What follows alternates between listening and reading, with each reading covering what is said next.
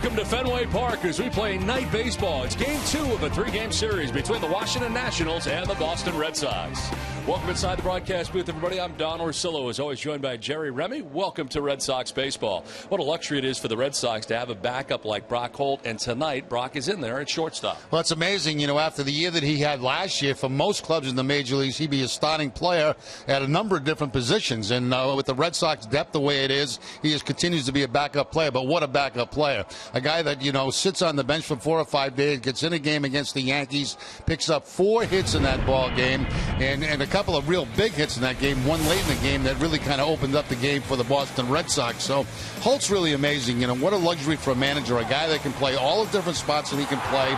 With an injury tonight to Xander Bogaerts, he gets a start at shortstop. So he's had 1 in center field, tonight 1 in shortstop, and so valuable for John Farrell. And as I said, the guy that, could play every day for most clubs is a backup player on the Boston Red Sox. Well, the Red Sox trying to make it 2 in a row over this Washington Nationals team. And tonight it'll be Justin Masterson on the mound. He was masterful against the Philadelphia Phillies. He's 1-0 coming into his 2nd start of the year. We're back with more from Fenway right after this.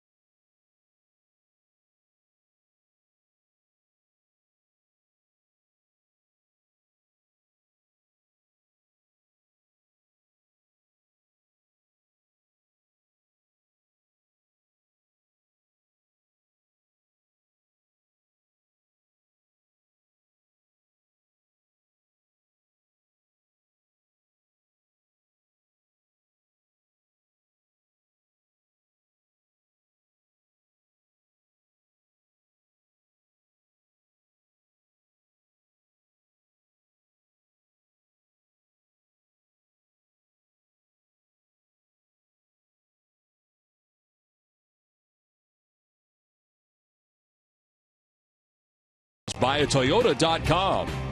Paul Blart Mall Cop 2 opening Friday. Your local Subaru dealers. Digital Federal Credit Union. See what DCU can save you. And by Southwest Airlines. Book your low fare now at Southwest.com.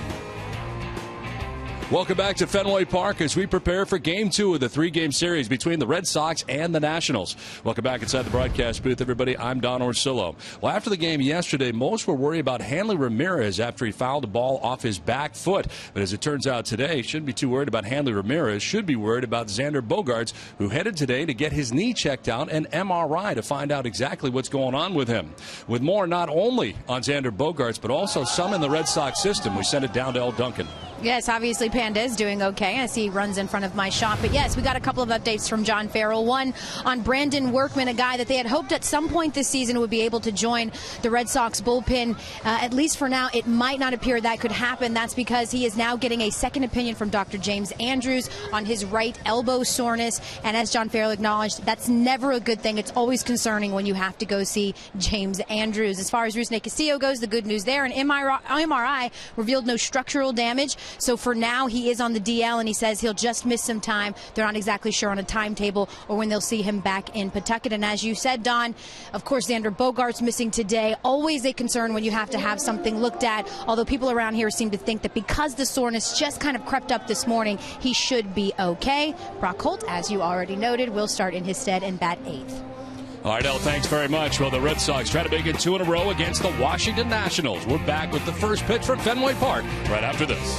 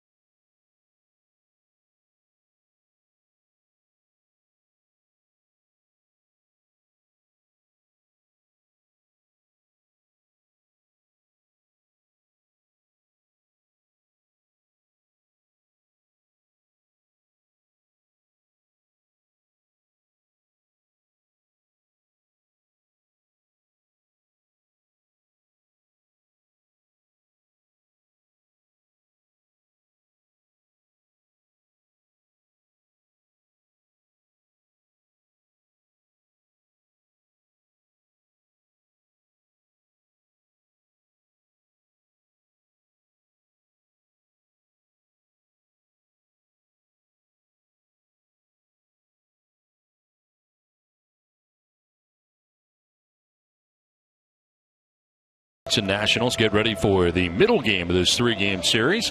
Cloud covered, but comfortable with a light breeze out towards left center field again. Just moments ago, Dustin Pedroia getting his 4th Gold Glove award, as he won it again last year in 2014, and finally get his hands on the hardware here today as part of a pregame ceremony at Fenway Park. Congratulations once again to Dustin. We'll be looking for Gold Glove number 5 this season. Now the Red Sox getting ready to take the field tonight against this Washington Nationals team. Opening day could not have gone any better for the Red Sox yesterday, start to finish, as they received good pitching, great offense, and here they go again to take the field tonight at Fenway. As they do, let's take a look at the Nationals starting lineup. It is brought to you by your New England Chevy dealers. Leading it off and at third base, Yunel Escobar, with Jason Worth getting his 2nd start of the year in left field. Bryce Harper in right field with Ryan Zimmerman, the first baseman, in the cleanup spot. Clint Robertson is the DH with Wilson Ramos doing the catching, batting 6th. Ian Desmond at shortstop with Danny Espinosa at second base, batting 8th. And Michael Taylor, the center fielder, bats 9th for the Nats. Tonight's Red Sox starting pitcher is presented by your local New England Audi dealers. Experience the all-new Audi A3 today. The combined numbers last year for Justin Masterson between the Cleveland Indians and the St. Louis Cardinals. He finished up the year going 7-9 in the 2 locations with an ERA well over 5 at 5.88.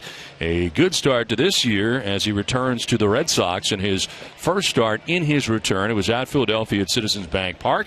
A 6-inning effort, a win, as he gave up 2 runs in those 6 innings and struck out 7 along the way.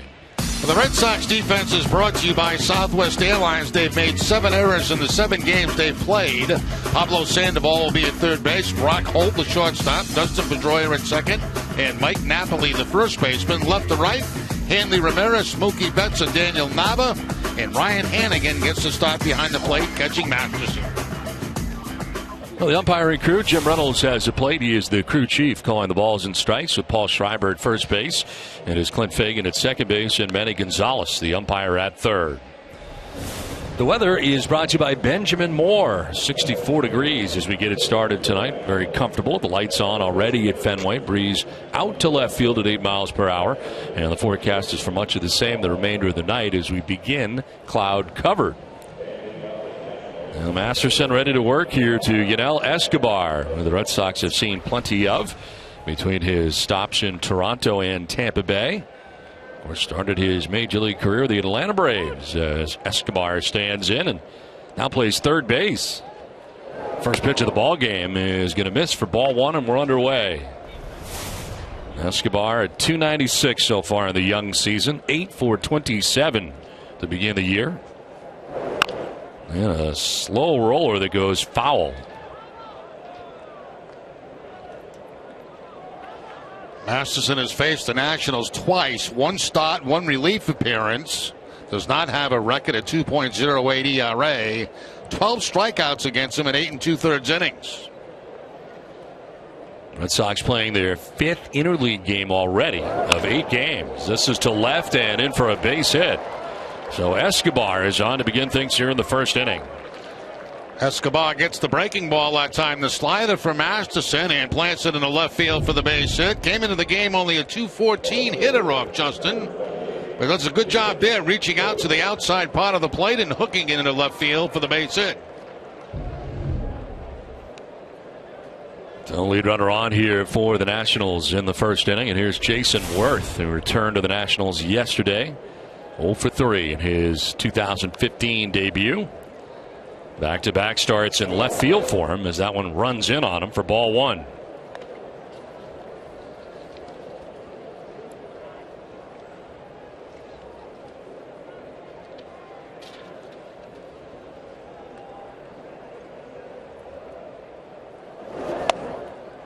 A little bit low, and it's 2-0. Masterson getting his 2nd start of the year for the Red Sox, 2nd time through the Red Sox rotation, as Bryce Harper waits on deck.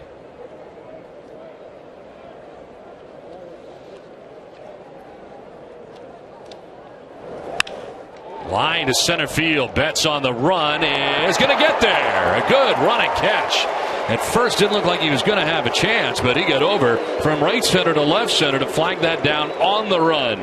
The thing about Betts is, and we talked about this in spring training, that he does play shallow, but he's as comfortable going to his left as he is his right. Now you can see that he's shading more to the opposite field that time, but still able to cover the ground because of the great speed and the great jump that he got on the ball.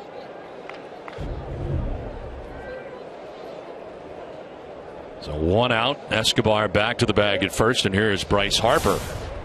222, 2 homers, and 2 runs batted in. He is 6 for 27 to begin the year. Fouls it off himself for strike 1.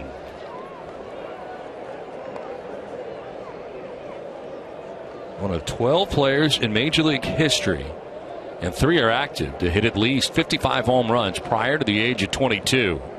Trout, Stanton, and Bryce Harper are the 3 who have done it. He bats 3rd in this Nationals order. Count evens at 1-1. First time that Harper has faced Masterson in his career.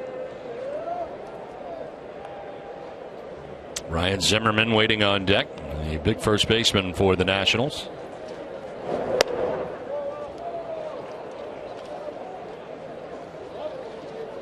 Last time out against the Phillies, the victory for Masterson. We gave you the numbers, but threw 95 pitches in that outing. And it was his first victory in a Red Sox uniform since July of 2009, prior to the trade of the trade deadline. Flared foul off to the left, and it's now 2-2. And you can see a steady diet of pitches to the outside part of the plate so far against Harper.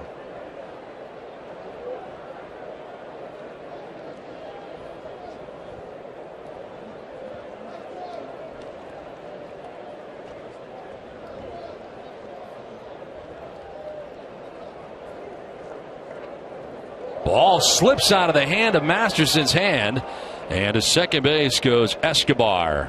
He'll be awarded second base anyway on the balk. And Escobar taking off and running as it slipped out of the hand of Masterson. Well, that's something you don't see very often. Watch his hand come back, and as it comes back, it looks like it hits his body, and the ball just comes right out of his away from him toward first base. So Escobar at second base with 1 out now and a 2-2 count to Harper.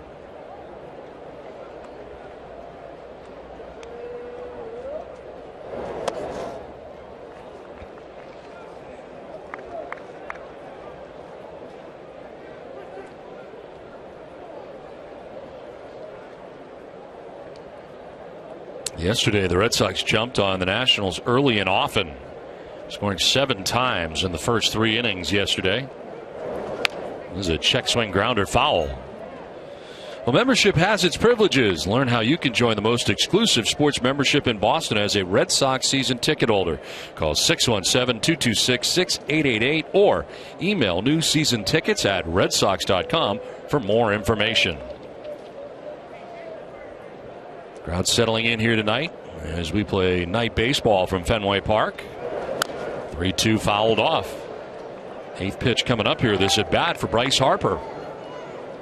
And that's the closest thing he's had toward the middle of the plate right there. That last pitch, it was a slider from Masterson.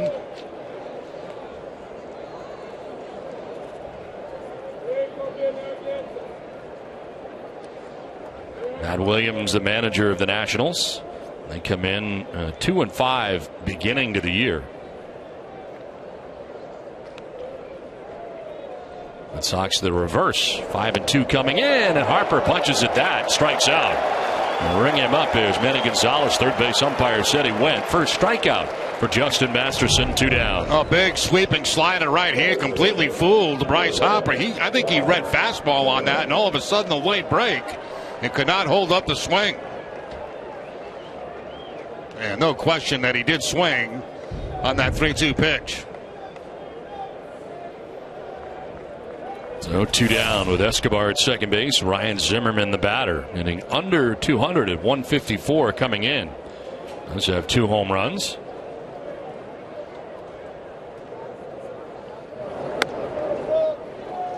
Masterson not getting that outside corner so far from Jim Reynolds. Remember the last outing in Philadelphia, he got the outside corner, plus he also got a lot of high strikes, which was unusual for a sinker ball pitcher.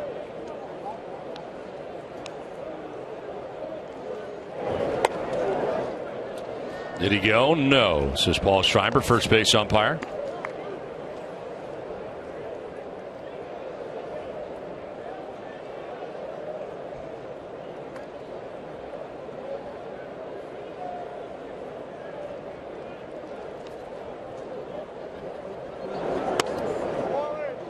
Another close pitch, not going his way, and he's behind now, 3-0.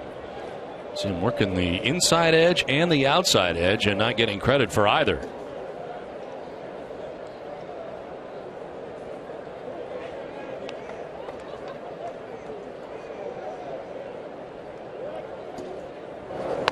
Zimmerman taking, and he takes a strike, 3-1. Lead off. Go ahead, Jerry. I was just going to say, you got to be careful with a guy like Zimmerman in this ballpark, especially on a 3-0 count. A lot of times he'll get the green light. Zimmerman now, Robinson waiting on deck for the Nationals. In there for strike two as Masterson battles back and still working the corners. A good slider this time, throws it directly at the hitter and picks up the inside corner. So far staying out of the middle here against Zimmerman. Escobar in scoring position at second base with two down here in the Nationals' first inning. Fouled off to the right, out of play. Don't miss the first Paw Sox game of the season on Nesson this Thursday. Pawtucket opens its season at home versus the Rochester Red Wings. See how things are going in Rhode Island Thursday at 7.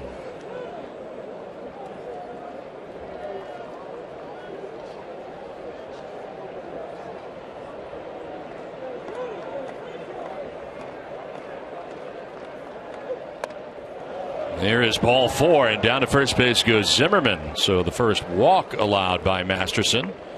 He walked 2 in that first outing against Philadelphia. 2 on, 2 down. Clint Robinson coming up. The DH for the Nationals at .357 so far in the year.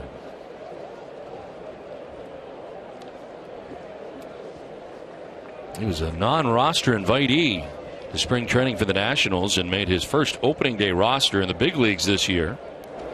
His minor league career spanning 8 minor league seasons. He hit an even .300 in those 8 minor league seasons.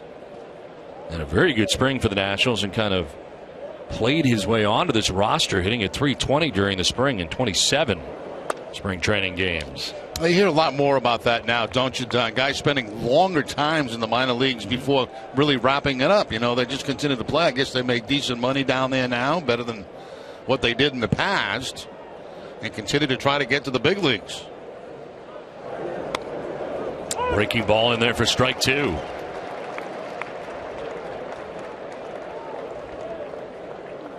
His numbers last year, the Albuquerque hitting at .312.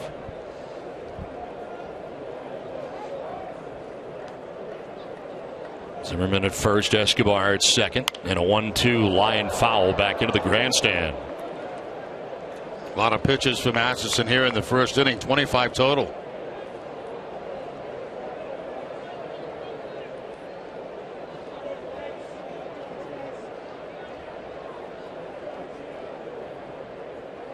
A couple of youngsters waiting for foul ball towards the end of the Red Sox dugout. They're ready. Popped up foul off to the left, and that will get back into the seats. Well, the velocity certainly has increased on the fastball. It started out to the first hitter at 86 miles an hour. Up to 91 on that last fastball. Brought the glove, and he's got a baseball.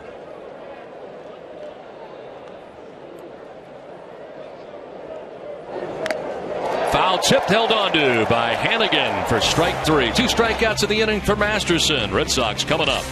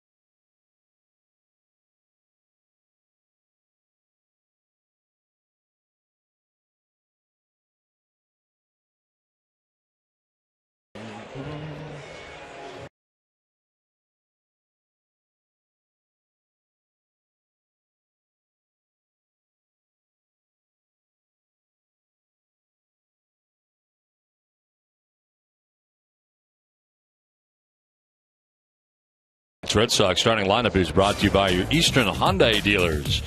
And leading it off for Boston in center field, Mookie Betts with Dustin Pedroia at second base. David Ortiz, the DH, with Hanley Ramirez in left field. Pablo Sandoval at third base with Mike Napoli at first base batting sixth. Daniel Nava is in right field with Ryan Hannigan doing the catching. And Brock Holt getting the start at shortstop, bats ninth. Mookie Betts leading it off here for the Red Sox as that's 7 for 30 out of the gate for Boston, and a big day yesterday all the way around, defensively, offensively. Get a look at the national starting pitcher presented by New England Nissan dealers, Steven Strasburg. 34 starts last year, 14-11 with a 3.14 earned run average. Did take a loss in his last start against the Mets, giving up 6 runs. 3 of them were earned in 5 1/3 innings against New York. Ground ball to short on a couple of hops. Ian Desmond throws out Mookie Betts. Today's national defense is brought to you by DraftKings. 6 errors in 7 games for the Nationals. You know, Escobar at third base, Ian Desmond the shortstop, Danny Espinosa at second, Ryan Zimmerman the first baseman. Left to right, Jason Worth, Michael Taylor, and Bryce Hopper. And Wilson Ramos doing the catching for Strasburg. One down here in the bottom of the first inning for Dustin Pedroia. 7 for 32 on the year, hitting at .219. And he takes strike one from Strasburg. And see that fastball, 95, 96 so far. Also throws a curveball and an occasional changeup. In his only start against the Red Sox, he struck out 13 batters in 6 innings. And a 7-4 win here at Fenway Park back on June 8th of 2012.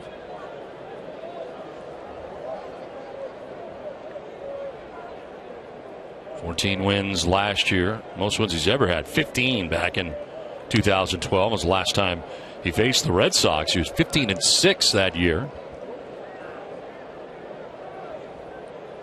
David Ortiz waiting on deck. Red Sox batting here in the bottom of the first inning.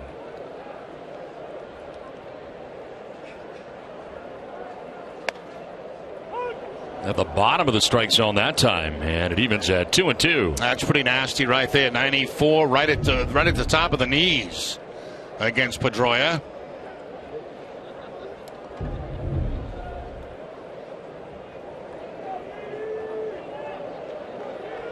With his overall career numbers as Pedroia fouls it off to the right out of play. Well, tonight's suits are designed by Joseph Aboud, custom made in the USA from fine Italian fabrics. Now available at Men's Warehouse.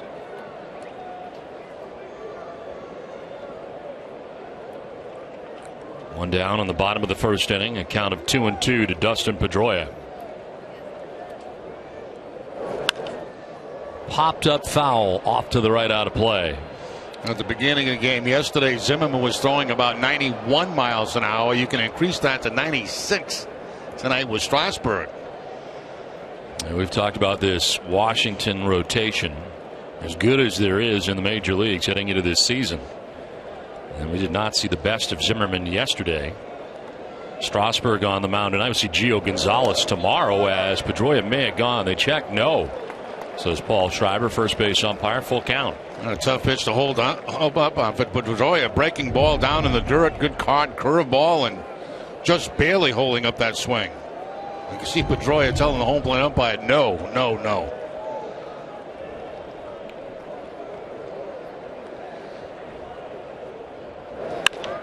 Instead, he gets a base hit, grounded through the left side. So another opportunity for Pedroia, and he makes good with a 1-out single. Got back to the fastball on the 3-2 count after the check swing and the hard ground ball for a base hit. So Pedroia, who faced Strasburg last time, it was 1 for 3 against him. 1 for 1 in this game. 1 out, 1 on, and David Ortiz coming up. Big Poppy, 5 for 27 so far in the year. 185 average. Yesterday he picked up his second home run of the year as the Nationals playing him to pull.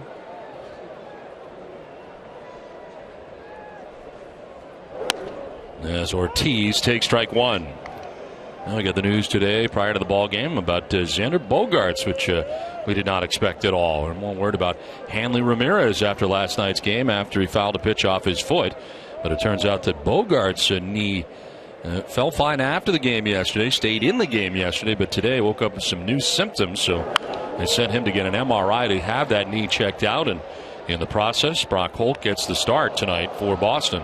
I think I saw Bogaerts come back into the dugout just prior to the ball game, so he's probably had that MRI, and he seemed to have a smile on his face. So if he's got the results, they may be good.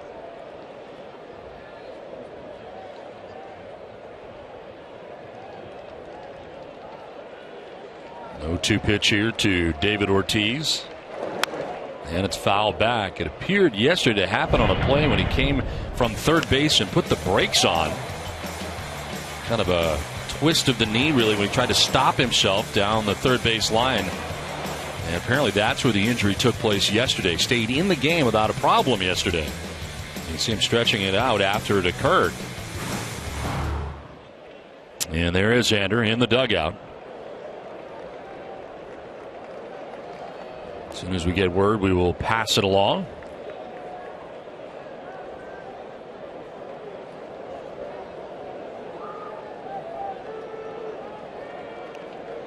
Ortiz down 0-2. Strasburg takes a look over at Pedroia. Has a lead held on by Zimmerman. That'll skip in for ball 1. That's the changeup. He's thrown them back-to-back changeups. One at 89, the last one at 88. So you've seen 3 of his pitches so far. The fastball at 96, the curveball, and the changeup.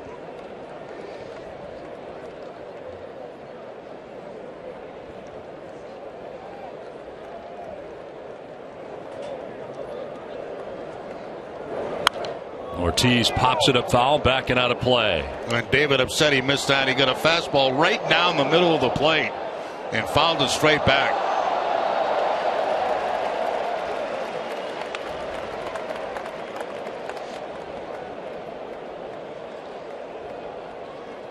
And Ramirez waiting on deck.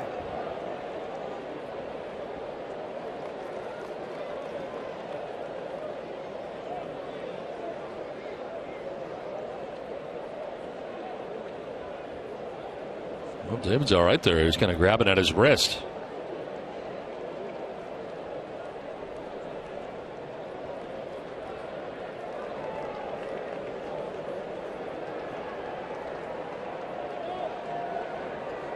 One-two pitch coming to Big Papi. First to check on Pedroia at first base.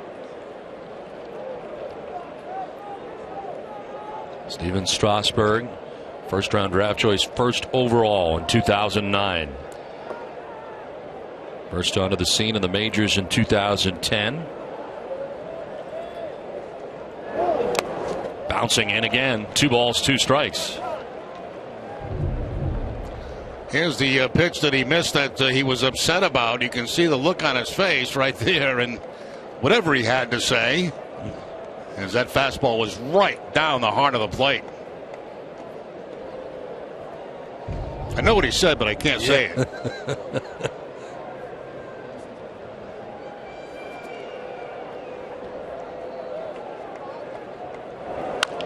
On the ground, and it is a foul ball. David in some pain. One off of him.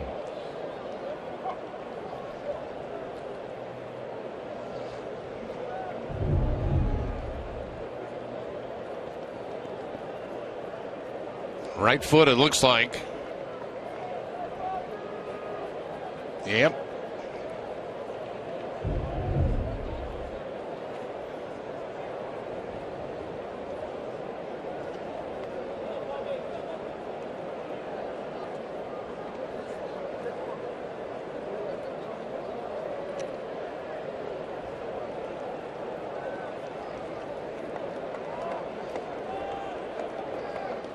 Strasburg, who had Tommy John surgery.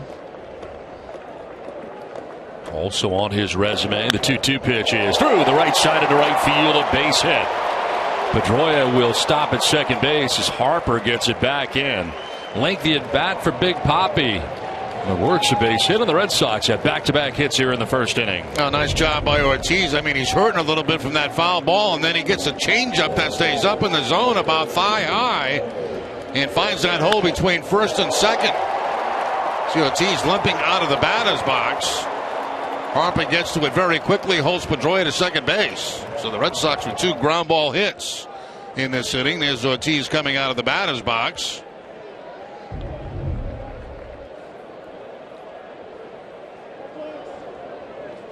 Two on, one out. Hanley Ramirez hitting at .296, 3 homers and 7 runs batted in. Hanley leaving yesterday's game after fouling a pitch off his back foot. And tonight he's part of our key matchup brought to you by Honda. Start something special with a great deal on a Honda. Hanley Ramirez 5 for 16, .313. Her batting average with 2 doubles, home run, 2 RBIs lifetime against Steven Strasburg.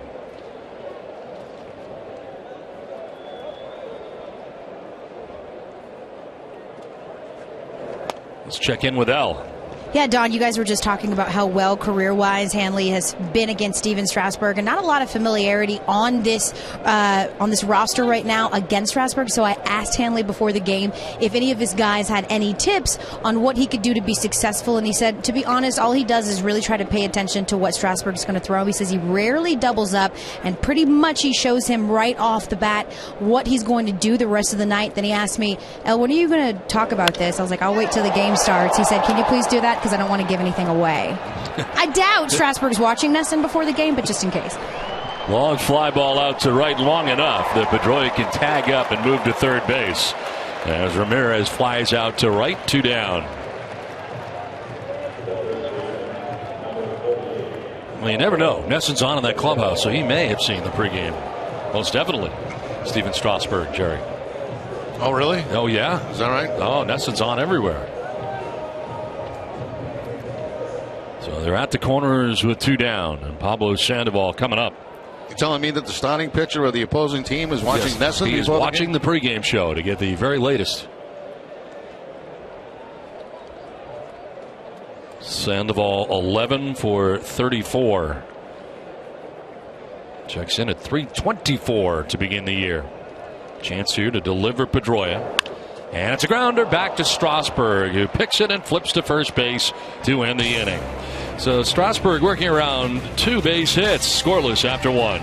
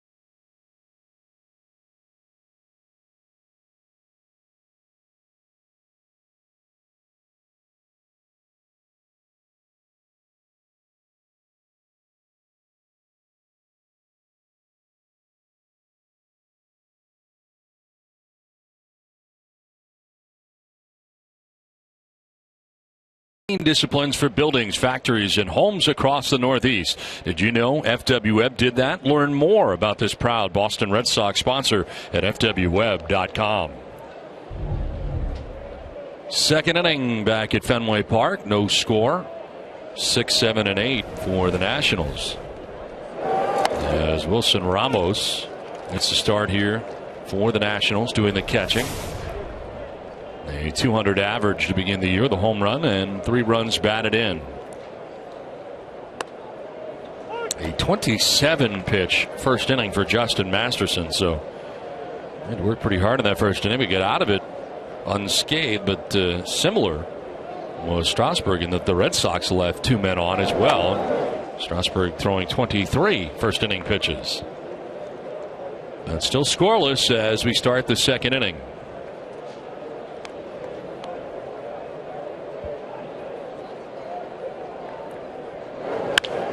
To short and Brock Holt. 1 down in the second inning. Gulf Electricity, they're powering Fenway Park, the home of the Red Sox, and they can power your home for less too. Visit GulfElectricity.com today. And the lights have been on here at Fenway Park since the beginning of this game. Cloud covered at Fenway as we get it started. 64 degrees to begin the ball game. 1 down here in the second inning. Ian Desmond.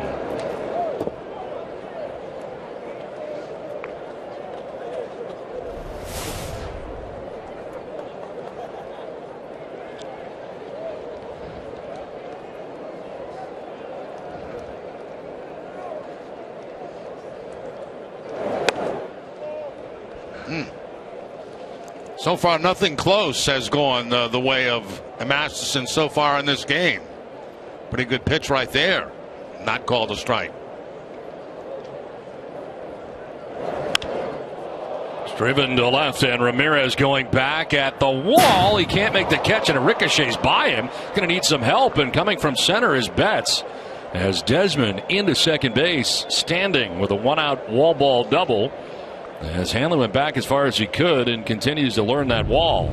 Yeah, it was a good example right here of still not being familiar with the left field wall, because if he goes back as hard as he can, he might be able to jump on this, but he ducks. He ducks out of the way of it, and it's a ball that if he jumps for, maybe he has a chance for. I don't know if he lost sight of that ball at the last minute, but that seemed kind of strange. And then Betts had to come all the way from center field to get the ball back in. It almost hit him. It almost did. 1 out, and Desmond at second base for Danny Espinosa.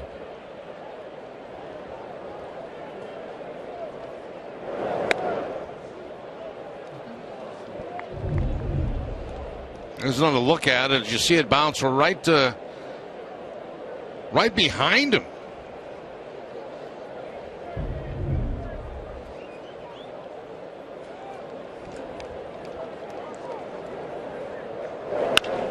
Line down the left field line of the grandstand again. Espinosa checking in, hitting at 286, 2 for 7 on the year so far.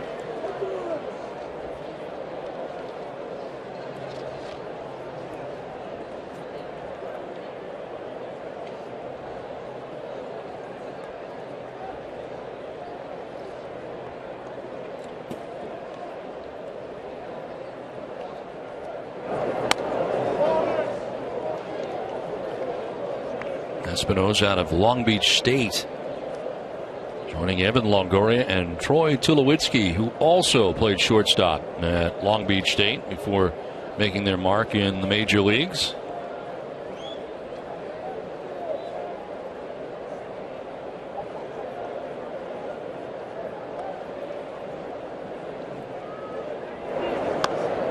Inside 3-1. Masterson with 2 strikeouts in the first inning, walked a batter. This double hit by Desmond is the second hit allowed by Masterson.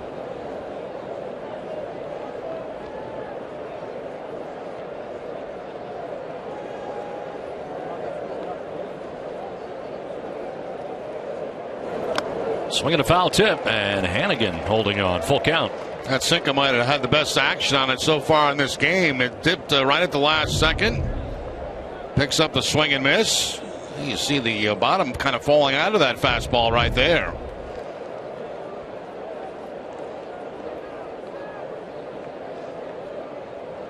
Espinosa now, number 9 man Michael Taylor waiting on deck.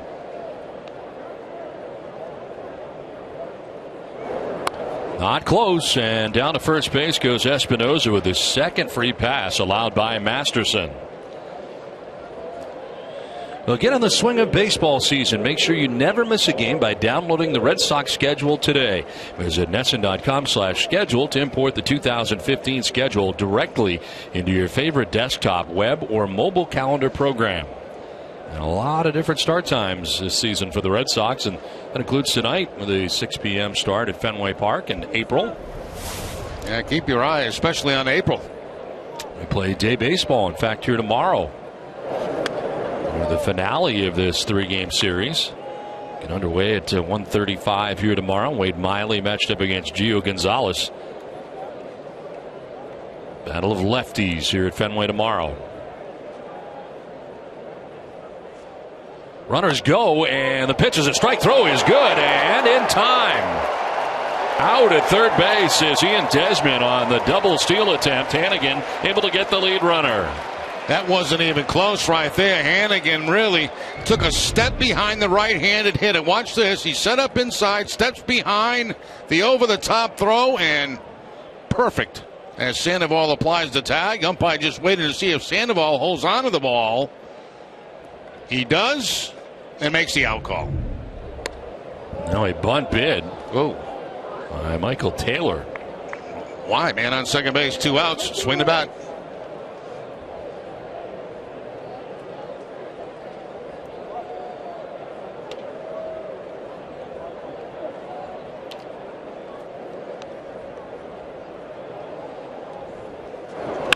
He does swing the bat, grounds it into center field for a hit.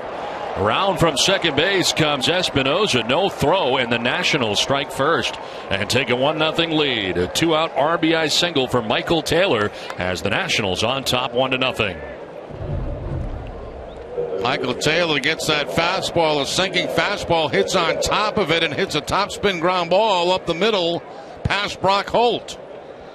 Well, the bunt really doesn't do you any good in that situation. The best you're going to have is first and third. Swing the bat, you might get a base hit, you get a run. So Taylor at first, keep an eye on him, as Masterson will as well, and checks on him right away. He's got 1 steal on the season. He's been caught 1 time.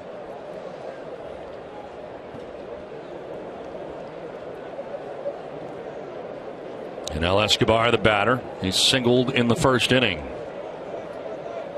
Another check, and diving back again is Taylor.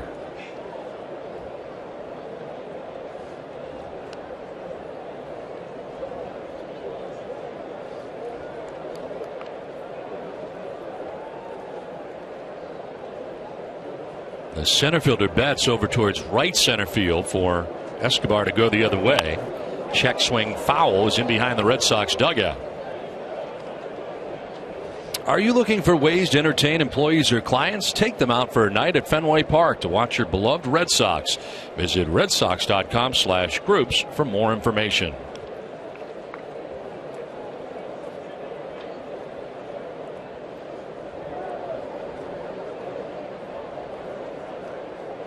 Throw over, and Napoli having to reach across to grab it. And that's a pretty good size lead Taylor had over at first base, too, on that particular attempt.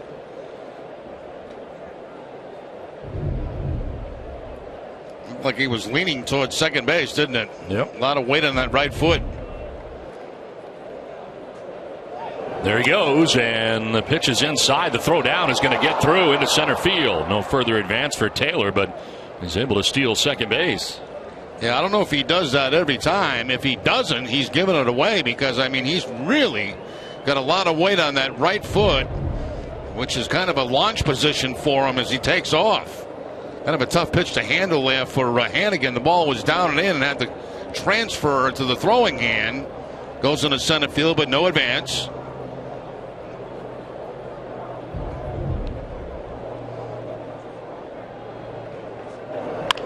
Now a high chopper to short. Holt plays it on the backhand and throws out Escobar. But a run for the Washington Nationals. The Nats take a 1-0 lead.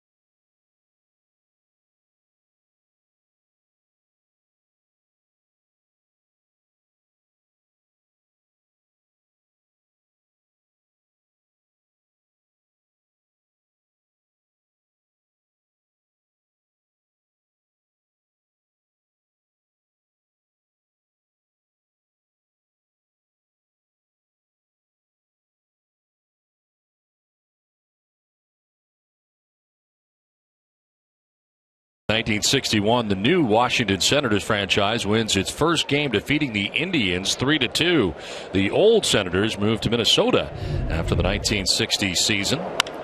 This is driven to the gap in left center field off the bat of Mike Napoli, and that's going to grab the bottom of the wall. Taylor gets it back in, and a long single for Mike Napoli. Well, Napoli coming in 2 for his last 24, but a base hit up off the wall in left center. He didn't waste any time. First fastball that he sees. Ball's high too, kind of tomahawk that off the left field wall. Taylor going back, he realized he can't get to it, plays it nicely off the wall and quickly gets it back in. That's going to hold Napoli to one base. He was thinking to, but the play in front of him saw the throw come in and holds up. Lead runner on for the Red Sox here in the second inning. Daniel Nava getting the start in right field. Shane Victorino with a night off, at least to begin the game. There's strike one, 93 from Strasburg.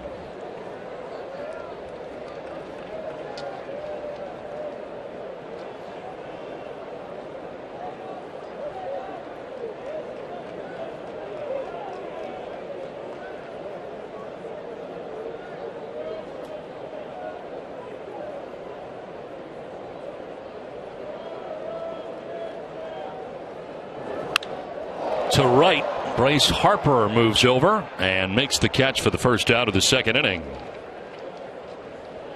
Well, tune in to Red Sox Friday Night Fenway, presented by Budweiser, Friday at 5:30. Be sure to visit Game On before every Red Sox game in April for a chance to be selected as the Budweiser Fan of the Game. Fans 21 and over can participate. Budweiser, brewed the hard way. Great times are waiting. Grab some buds. One out, Napoli at first base, and Ryan Hannigan the batter. Hannigan 1 for 15 to start the year. The Andover, Massachusetts native. Throw over and back is Napoli.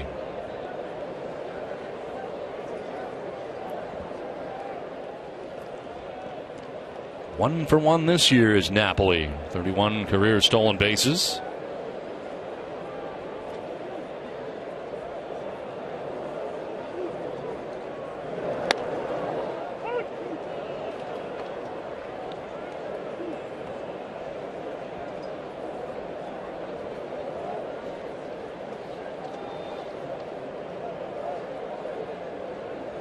Hannigan playing his first game in Fenway Park as a member of the Red Sox. Sandy Leon getting the start yesterday on opening day. Very patient at the plate. He leads the American League, ranked second in the majors with 7 base on balls. Curtis Granderson leading the majors with 9 walks. 7 walks, only 3 strikeouts. Has ties with both teams. Born in Washington, D.C., but resides for most of his life in Andover, Massachusetts. 1-1 pitch, a little bit low. 2-1.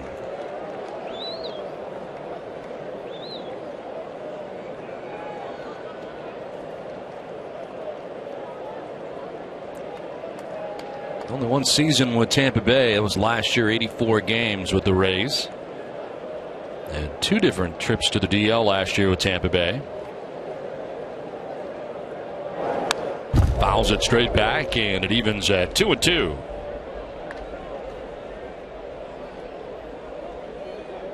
He is one of only 3 active players with at least 1,500 career plate appearances with more walks than strikeouts in his career.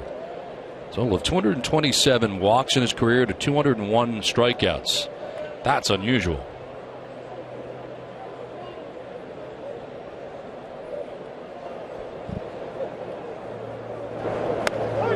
There is strike 3, and on cue, he strikes out. So there's the first strikeout for Strasburg, and there are 2 outs in the inning. That's a pretty nasty curveball right here. He throws it very hard.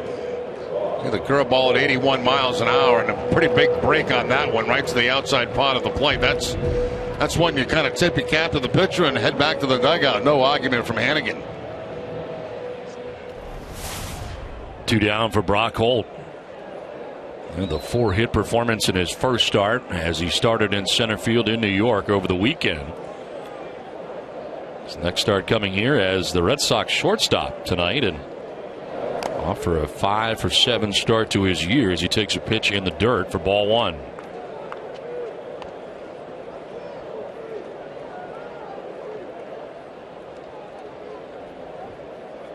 Xander Bogaerts tweaking his knee here yesterday, waiting on the MRI results.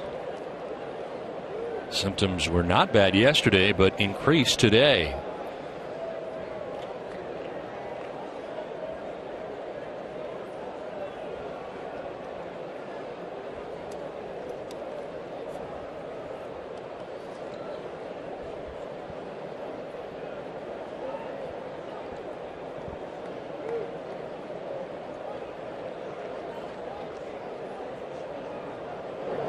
We also saw Rusney Castillo at the ballpark today, and he will be with the Red Sox as he continues to rehab the shoulder that he injured on Saturday night. A diving attempt in the outfield for the Paw Sox, and has some information in that right shoulder. So he will be here in Boston to get treatment.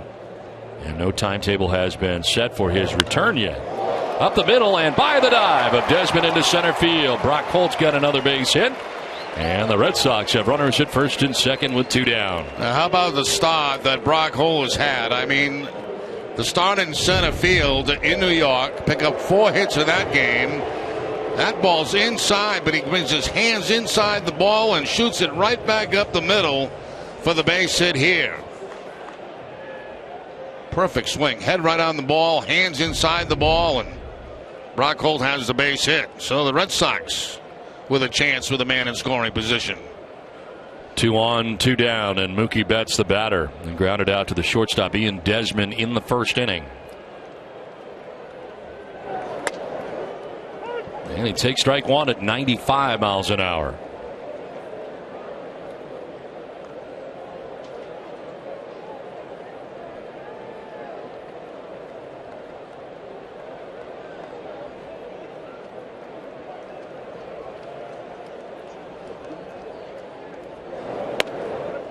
Mookie Betts, at 22 years old, becoming the youngest Red Sox player with an opening day home run since Tony Conigliaro. He was 20 years of age in 1965 when he did it.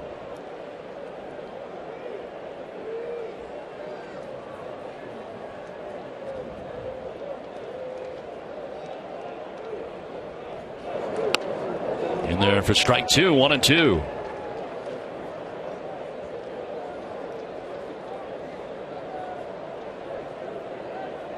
Dustin Pedroia on deck. Red Sox batting here in the home half of the second inning.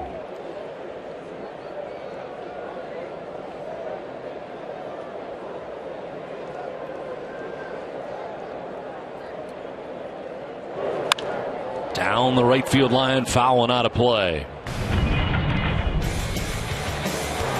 Yeah, Mookie Betts doing everything in the ball game yesterday here at opening day.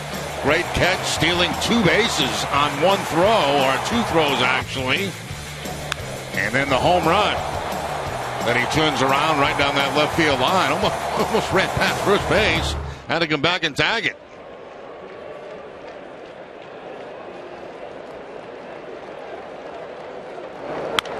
Now liner, it's a fair ball out of the reach of Escobar. Down the line and left to the corner.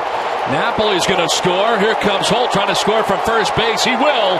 And Mookie Betts has put the Red Sox on top 2-1.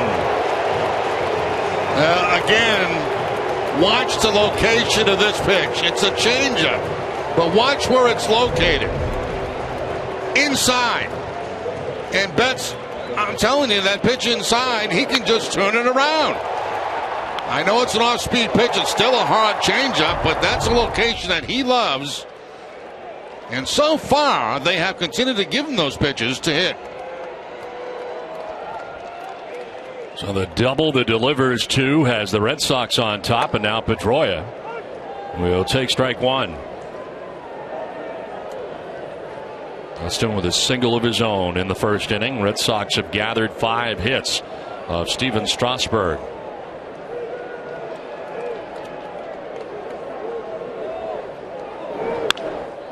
Up over Strasburg to Espinosa at second base. Throws out Pedroia and ends the inning. Mookie Betts drives in a pair and puts the Red Sox on top 2-1.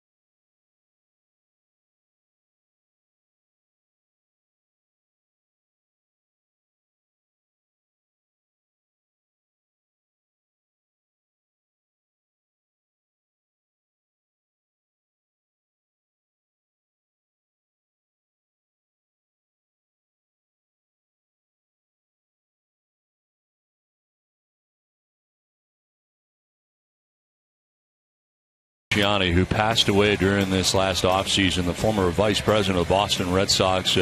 Today, the press box was named after Dick Bresciani, who worked there for so many years here at Fenway Park as the public relations director of the Red Sox.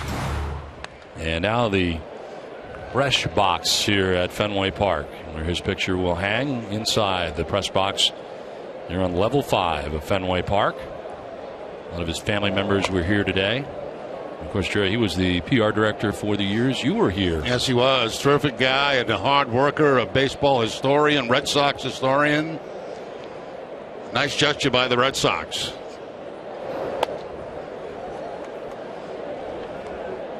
Now known as the Bresh Box here at Fenway Park for Dick Bresciani. Jason Worth leading it off, and the 3-0 pitch, green light, drives it out towards right center, and from right comes Nava to make the catch.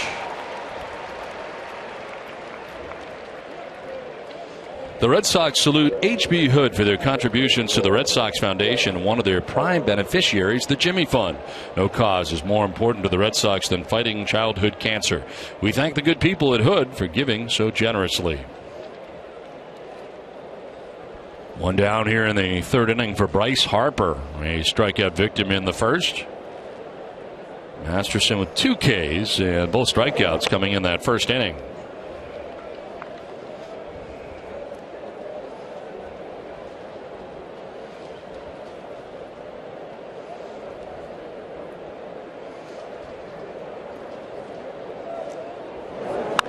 On the ground, foul outside of the bag at first.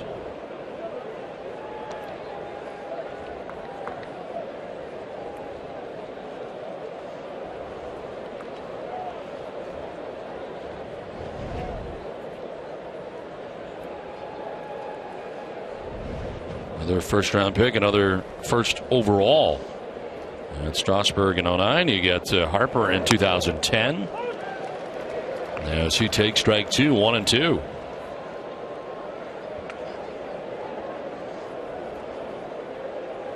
Matt Williams, manager of this Washington Nationals team, and expecting big things, especially with the pitching staff they have. So far, offense has been a bit of a problem as Harper strikes out for the second time tonight.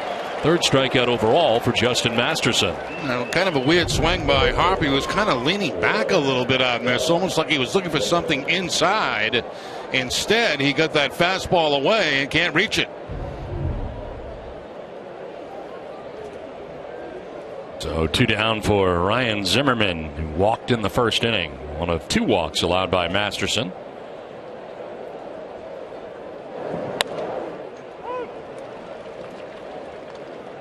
That was the kind of strikes that Masterson was getting last time out, that high strike. And the victory against the Phillies in Philadelphia.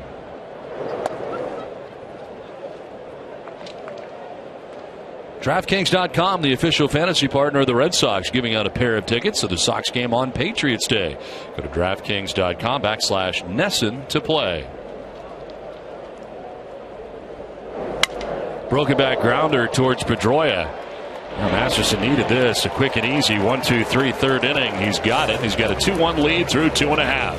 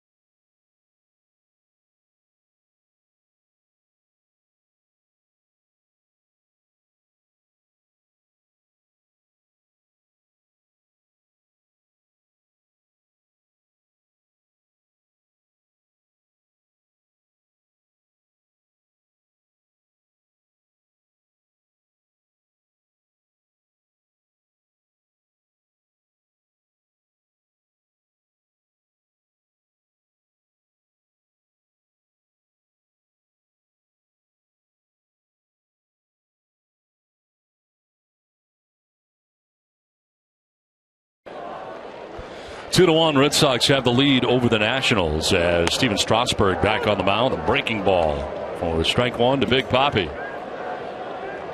David's second at bat against Strasburg. He singled to right field first time up.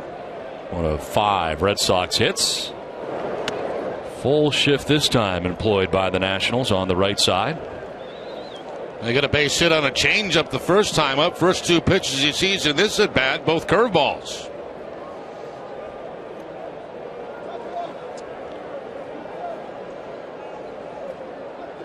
It's like a curveball again.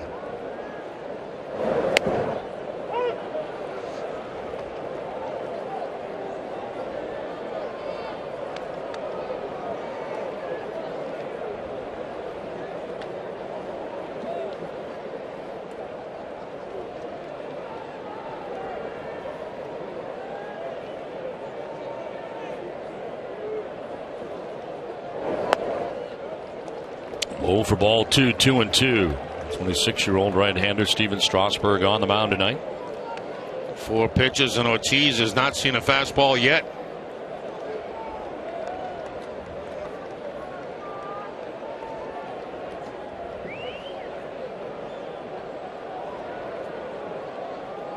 Now we'll see one inside.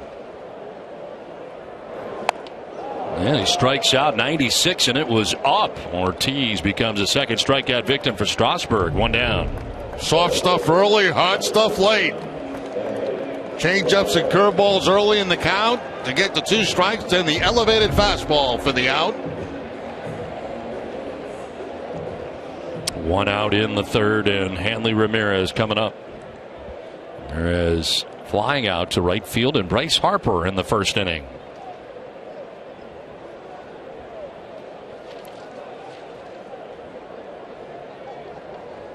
Hanley signing the 4-year contract with the Red Sox in November as he jumps back out of the way of a pitch inside at 95 miles an hour. Turning to the Red Sox, of course, the team that signed him as an international free agent back in 2000. He's the top prospect entering the 03, 04, and 05 seasons for the Red Sox in their organization, and made his major league debut playing in 2 games with the Red Sox in late 2005.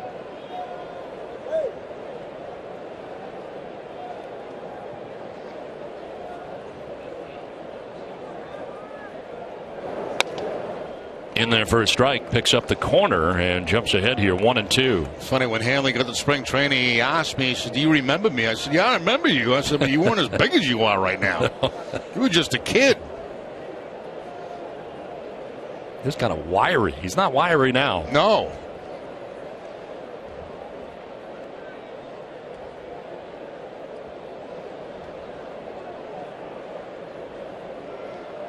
'50th pitch coming up here for Strasburg.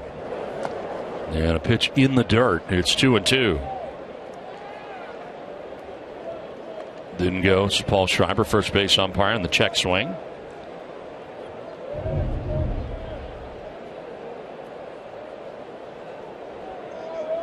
Not even close, Don. No, wasn't.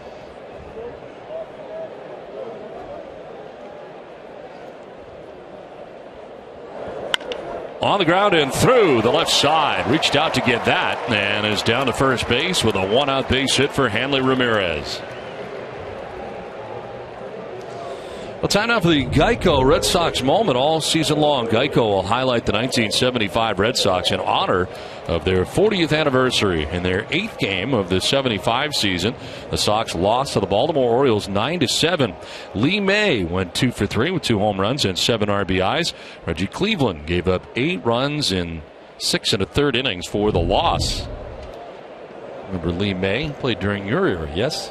1975 was my first year with the Angels, yes.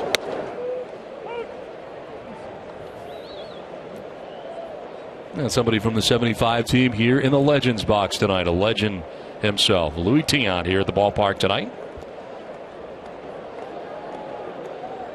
One of my favorite parts of spring training is checking in with Louis every year. As you arrive at spring training, you always see Louis Tiant right out in front of the clubhouse. He's always there with Jim Rice. Anytime you see Louis, you know Jim Rice is not too far behind because they instruct together. And they get on each other pretty good, too. Do they ever? And they have for a lot of years now. Yep.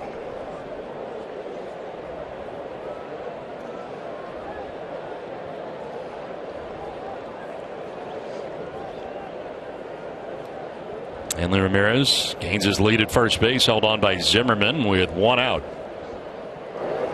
And a swing and a miss as Pablo finds himself down in the count 0-2. And that fastball 96 away from Sandoval.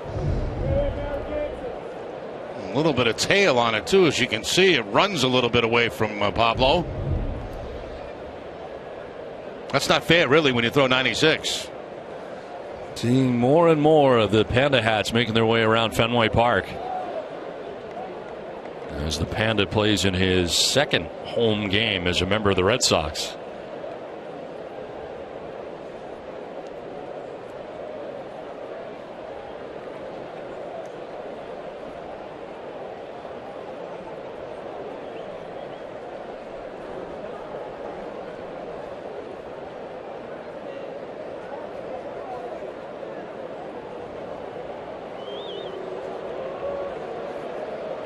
A lot of attention being paid to guys at first base by Strasburg that don't run. A couple of throws over there when Mike Napoli was there. Stepping off to Hanley Ramirez. Now getting hit is Sandoval on a pitch down. And Pablo is in some pain.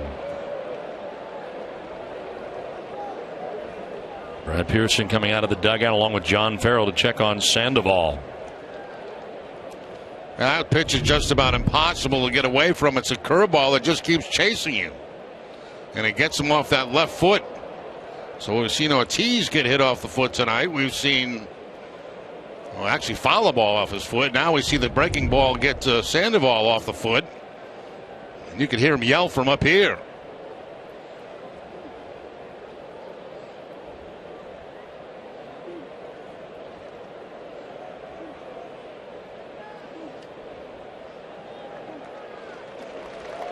Oh, he will head down to first base on top of the foot.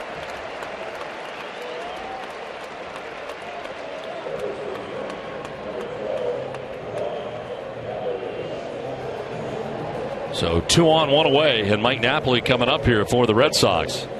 They have had 2 men on at least in every inning so far here against Strasburg as they bat in the third with a 2-1 lead. He got out of the first inning unscathed. The Red Sox stranded 2. They stranded 1 in the second while scoring 2. And now Napoli has a chance. And he'll take strike 1. Napoli with a long single off the monster in left center field. Hanley Ramirez at second base. Pablo Sandoval at first base with 1 out.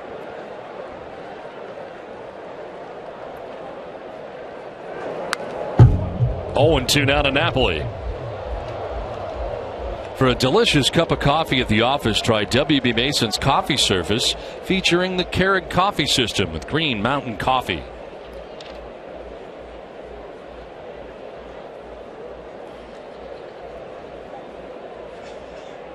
Two on, 1 out. Mike Napoli down on the count 0-2.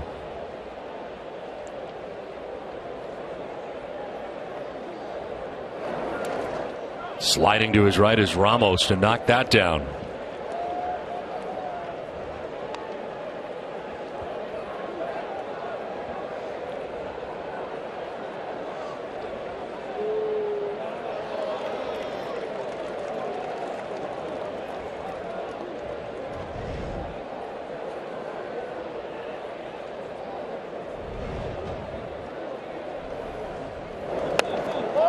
A little bit low. Close pitch, 2-2.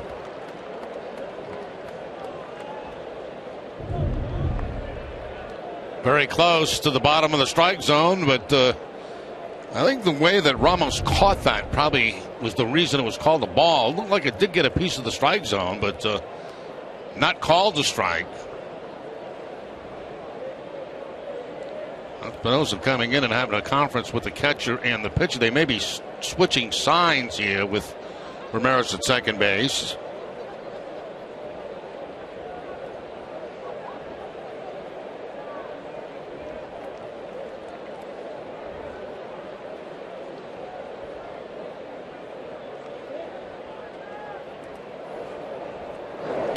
Napoli grounds it towards short softly. Desmond will go to second for one, and that's all they're going to get. And partially because of the way Sandoval went in at second base. Hey, he's had a couple of hard slides at his second base over the last couple of days.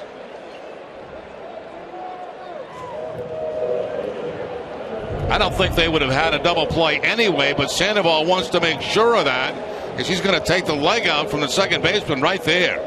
And you really can't get anything on the throw from that position. But the way the ball was hit, I doubt very much that they would have had a double play. But that's a hard slide put on by Sandoval right there. That's base running. So first and third now, 2 down, and Daniel Nava the batter. And flied out to the right fielder Bryce Harper in the second inning.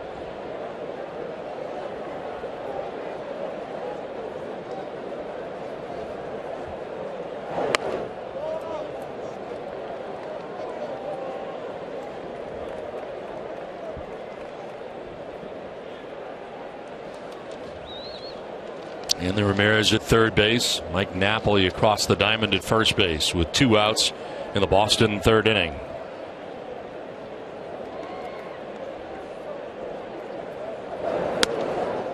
In there for a strike. This marks the 4th game started for Nava of the year. His 3rd in right field. He's also made a start in left field.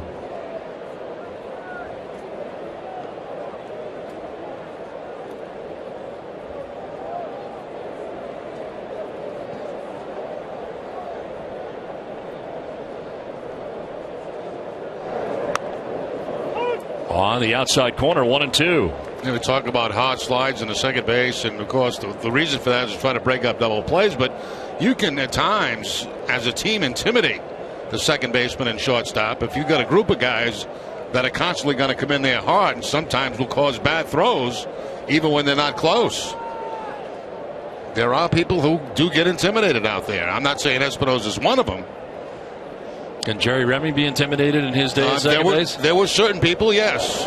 Runner goes, and that's center right field for Nava. From third base comes Hanley Ramirez. He'll score. To third goes Napoli on the RBI single by Daniel Nava. The Red Sox take a 3-1 lead. A 2-out RBI for Nava. Nava really swinging the bat well. He gets a curveball right here and just pulls it. We saw him pull a couple of balls in Yankee Stadium, then go to the opposite field.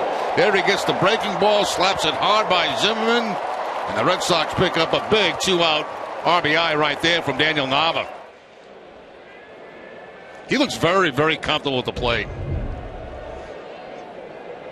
You know, the runner is in scoring position. His numbers now 4 for 5. First and third with 2 outs, and Ryan Hannigan the batter. He struck out looking in the second inning. 2 strikeouts for Strasburg tonight. He's got Hannigan, and he struck out Ortiz.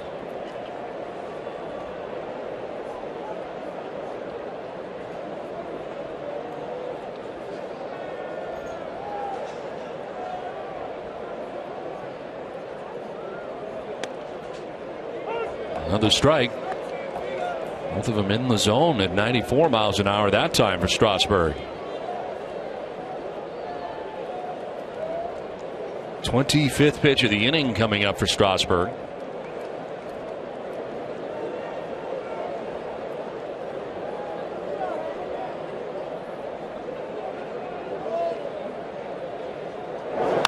And again fouls it off to the right out of play.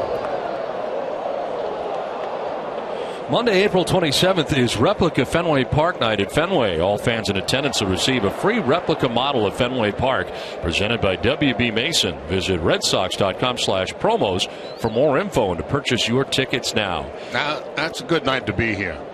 That Great really night to is. be here. We've looked at that replica, and it's very nice.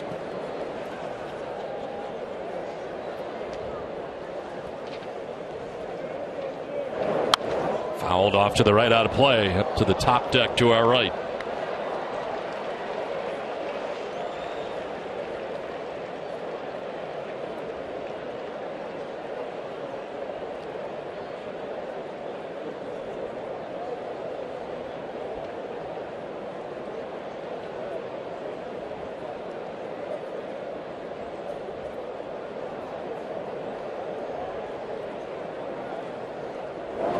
Runner goes. Hannigan fouls it off to the right, out of play. That time Nava off on the 0-2 pitch.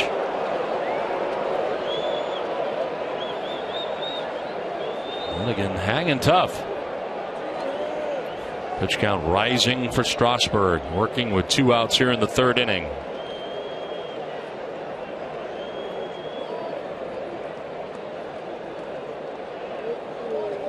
Napoli at 3rd, Nava at 1st, with 2 outs and a run in here in the bottom of the 3rd inning.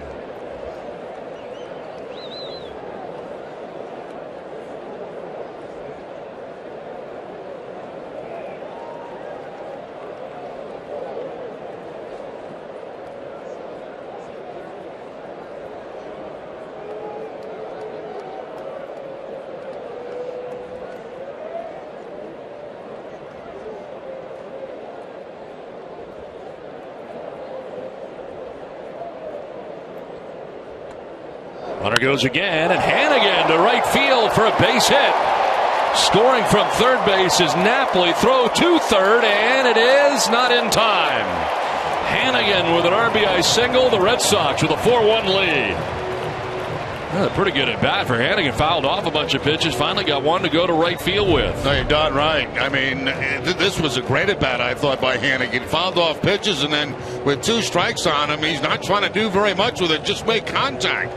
And puts that ball into the opposite field. Red Sox pick up another run. Going to be a very close play at 3rd base as Nava slides in. Call safe. Steve McCaddy out there, the pitching coach, to talk to Strasburg. Struggling here in the 3rd. Red Sox with a couple of 2-out RBIs. And gave up 3 earned runs against the Mets last time. 6 runs total. The Red Sox have a 4 spot on the board right now. You hear all about the Nationals pitching, and so far the Red Sox are not impressed.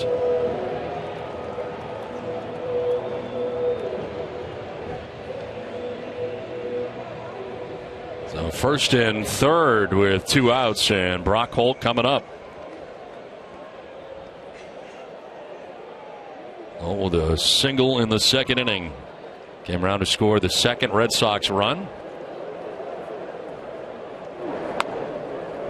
And Holt will take strike 1.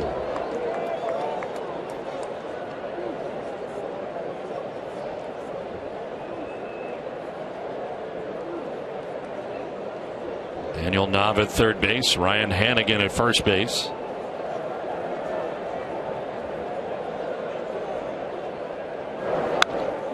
Towards the end of the bat, and foul. 0-2. Visit NESN on Facebook after the inning for a sneak peek at Red Sox giveaways this season. There's a replica Fenway Park and a Louis Tiant bobblehead. You can find the giveaway video and much more. Red Sox coverage at facebook.com/NESN.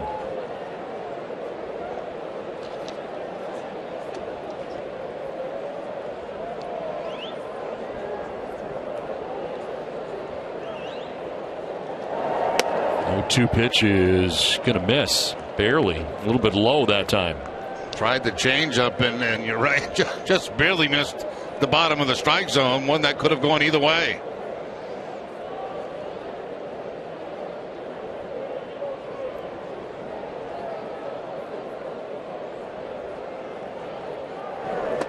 Breaking ball, and Holt strikes out to end the inning, but the Red Sox add 2 more.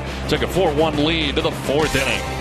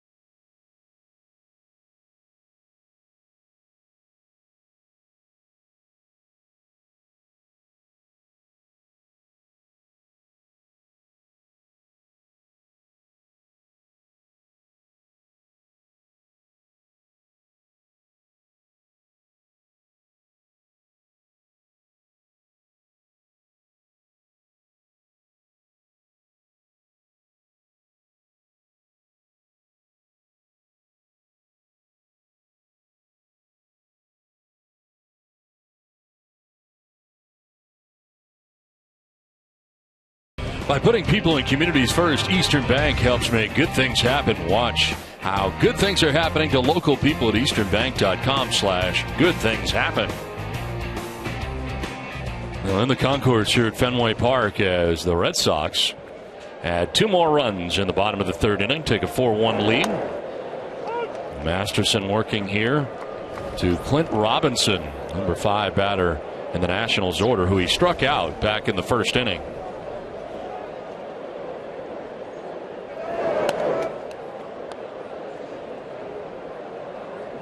Three strikeouts from Masterson through the first 3 innings.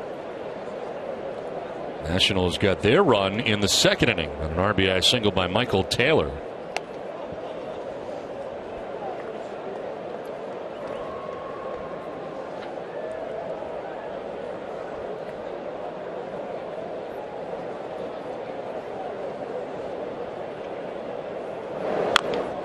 That was a 32-pitch inning for Steven Strasburg in the 3rd inning. Red Sox really made him work, getting the 2 runs. He faced 7 batters in the inning, and it's up to 73 pitches through the first 3 innings tonight, and has been tagged for the 4 runs.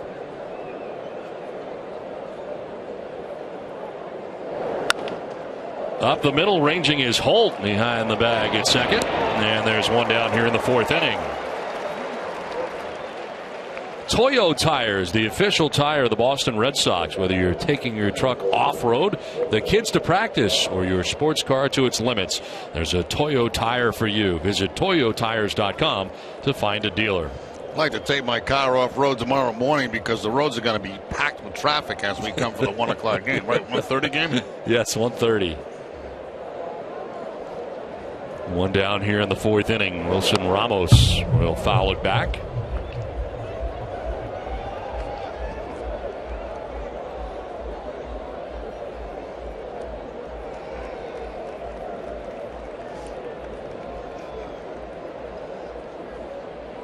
Ramos grounded out to Brock Holt at shortstop in the 2nd inning.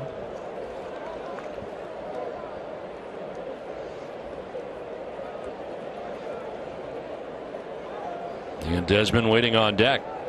It's now 5 in a row retired by Masterson, and maybe 6 as Napoli will take it himself to the bag. 2 down.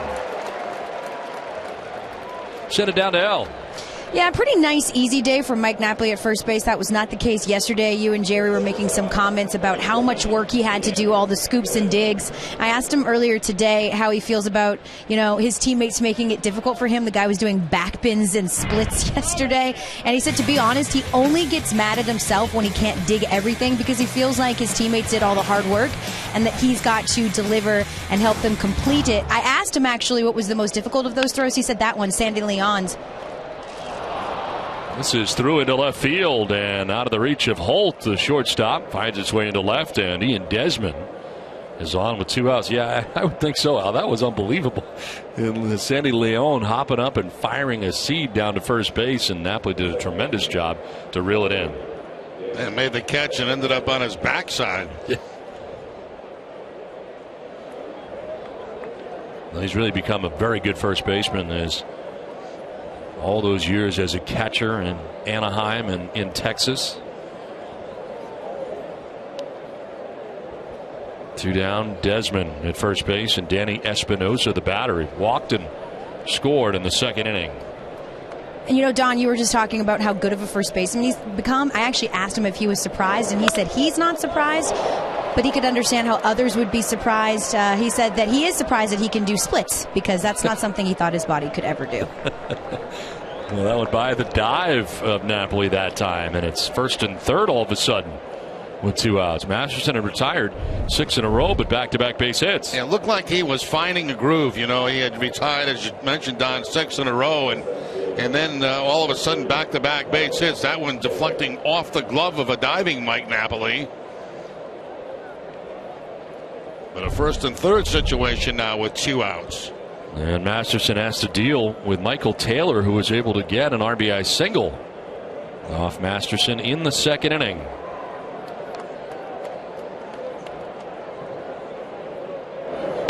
And he takes the breaking ball for strike 1.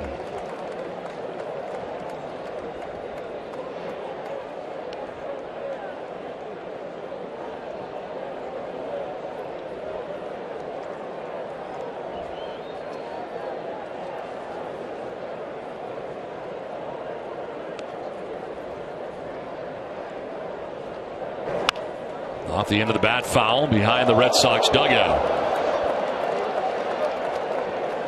Ace Ticket, the official Red Sox ticket partner, has the best seats at the lowest prices to all the games at Fenway. All the 200% guarantee. Right now, Ace Ticket has special savings on all Red Sox games, including the Yankees.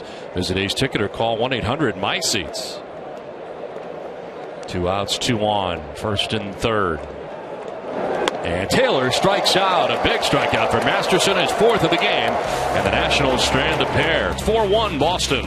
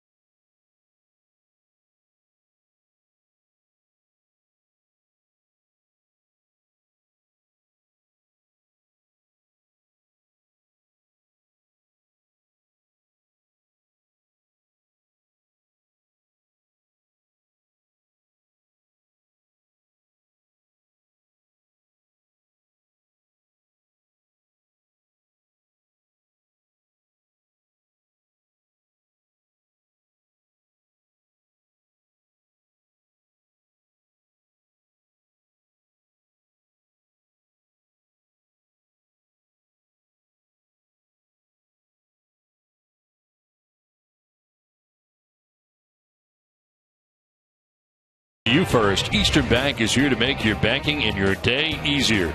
See how at easternbank.com. Here, your first. Eastern Bank. Bottom of the 4th inning. Top of the Red Sox order. Mookie Betts taking ball 1.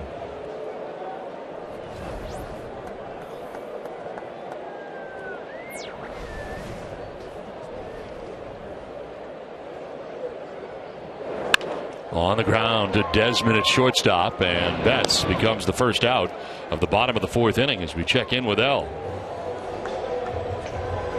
All right, let's get to know Mookie Betts a little bit. We know he didn't make it on base, but here's some fun pop culture-y type facts about Mookie Betts, if you will. Did you know his favorite movie is Life? That would be the classic with Eddie Murphy and Martin Lawrence. His favorite TV show, Brain Games. Favorite app is Twitter, not surprising. And his favorite musician is Ludacris. I now charge Don Hincheri. High drive to left field, it is gone. Dustin Pedroia's 3rd home run of the year just did clear the fence and left into the monster seats, and the Red Sox lead it 5-1.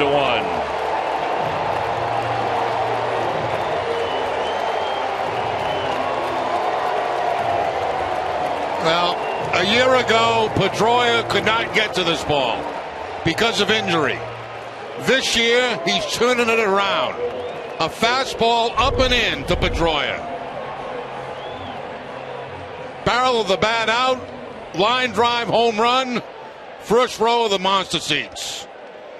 7 all of last year. His 3rd of this year.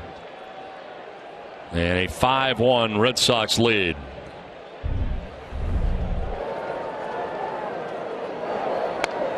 Now, after not scoring in the first, Red Sox get 2 in the second, 2 in the third, and 1 so far here in the 4th inning. You gotta feel like the hand and wrist injuries really zapping the power of Pedroia over the last couple of years. Well, not only the power, but the ability to turn around a pitch like that. I mean, this guy's throwing 95, 96. That ball's inside. And he's able to get the barrel of the bat out in front of it to line it for a home run. Now Ortiz to right. Harper coming in and into the slide to make the catch in right. So robs Ortiz of a base hit. 2 down here in the 4th inning. Getting back to that pop culture thing, you know, Yes. Ludacris. Yes. Elle actually knows Ludacris. So if she makes the Atlanta trip, Yep. she may be introduced Ludacris to Mookie Betts. And how's this one? But she said that she found out about Mookie Betts liking Ludacris. She said, "Oh, I know Lud. Yeah. So they're so tight Luda. that she Luda. dropped Luda on him. Yeah. How about that? Luda. Wow. Well, that's what he's known as. You know, even folks who just watch him in Fast and Furious, he's Luda. But we have the Atlanta connection. So I'm going to There try you to go. make this happen because there are a couple of games in Atlanta. We'll see if we can make this connection. I'm sure Mookie would be thrilled. Hopefully no one tells him about this, though, because I don't want to get his hopes up. Nobody will know because it's like all over TV. Yeah, it's just among friends here. Let's just keep this private, guys. He probably won't watch Sox in 2. You never know. Nothing to see here, Mook. Hanley Ramirez taking the strike and is quickly down 0-2.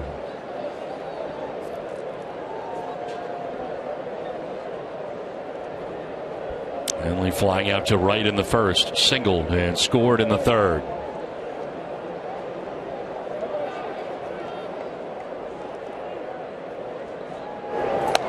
Thought about it. They'll check. Did he go? No. Paul Schreiber on the call at first base.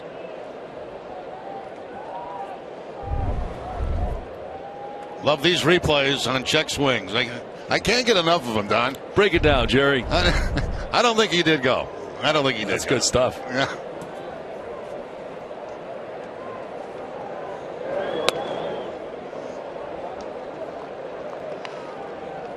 Dustin Pedroia reliving the home run here in the 4th inning. The first home run today for the Red Sox of their 5-run attack.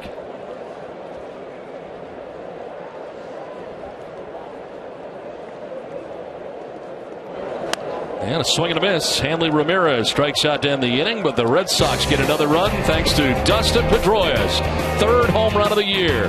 5-1 Boston.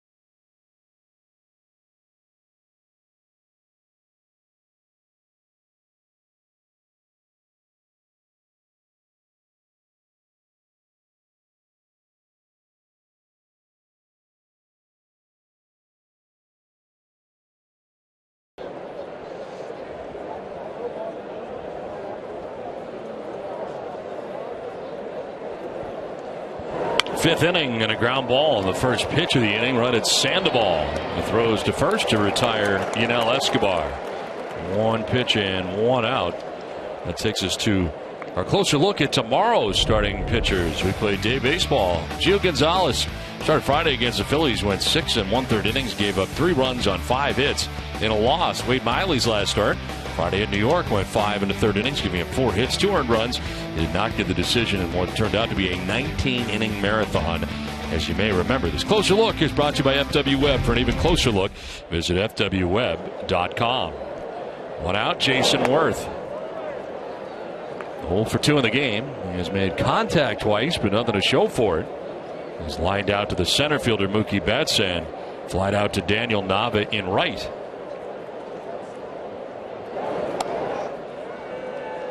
You know, last inning we had a foul ball, and it doesn't even matter if you own this team, the Red Sox. You got to be careful because foul balls head up in your direction at times. Look out, John Henry. Look out in that booth. Look out. Whoa. Things bouncing all over the place. Sometimes the ricochet can be the nastiest, and especially off that back wall.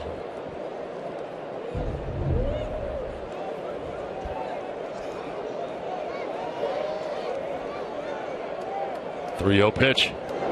Look out, and Worth ends up getting hit on the 3-0 pitch coming inside.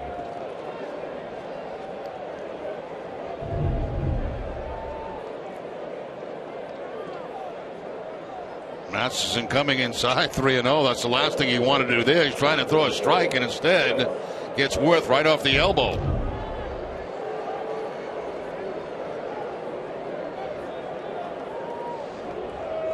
So 1 down, Worth at first, and Bryce Harper 0 for 2. He struck out swinging in the first and then struck out swinging in the third.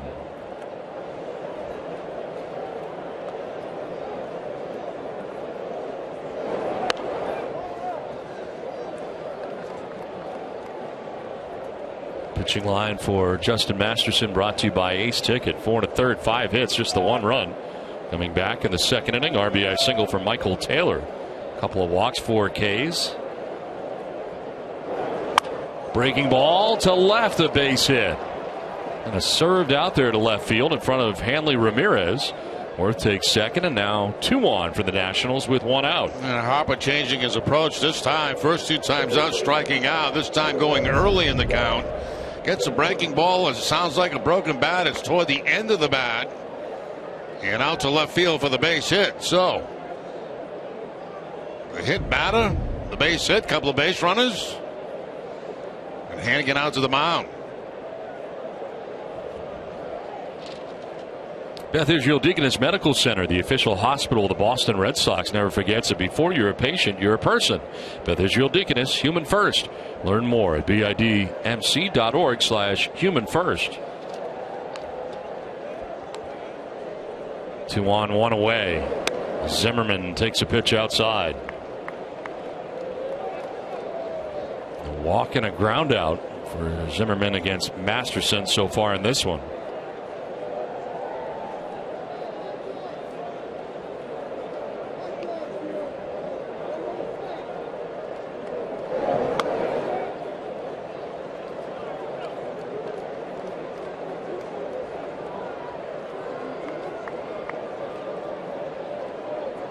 Very comfortable conditions tonight at Fenway Park. First 2 games at home.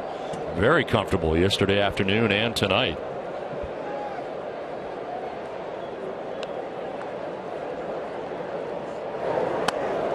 In there for strike 1. Taking a lot off the fastball that time. 83 to get a strike.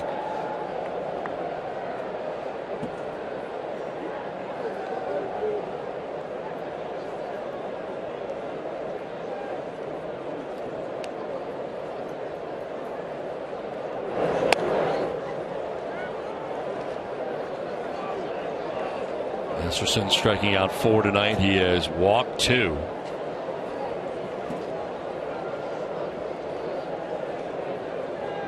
Worth at second, Harper at first with 1 out in the Nationals' 5th inning. Ball 4. It's his first walk since the 3rd inning. And let's bring Juan Nieves out. There is no action in the pen at the moment, but all of a sudden the Nationals have the bases loaded. Well, tune in tonight after the game to Nesson Sports Today, presented by People's United Bank. Adam and Nikki will preview the Celtics' possible playoff opponents and discuss Milan Lucic's future with the Bruins. See what know-how can do. So a bases loaded, one-out situation. And you have the potential tying run at the plate now in Clint Robinson. As the conversation continues, and Hannigan doing a lot of the talking. Well, he was stretching in the bullpen. So far, nobody throwing.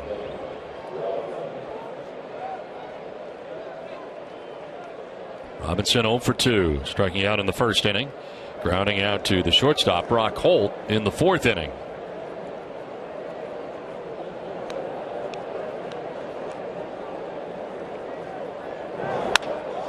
To right field, Nava playing deeply will move over to his right to play it on a hop. From third base comes Jason Worth, and it's now 5-2 as the Nationals get a run back. An RBI single by Clint Robinson with the bases loaded as the Nationals get their second run. A little more aggressive the last couple of hitters, jumping on early pitches. Harper, for example, and then Robinson now with a high fastball. Sinking line drive that gets to Nava. One scores, bases still loaded. Nieves just finishing up a phone call to the pen.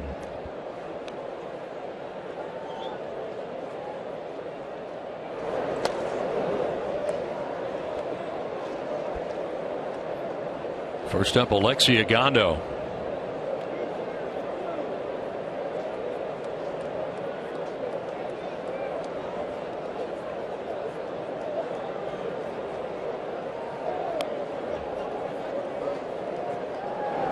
Ramos hits it on the ground towards shortstop. Holt will charge and throw to first base for the out. In from third comes Harper to make it 5-3 now.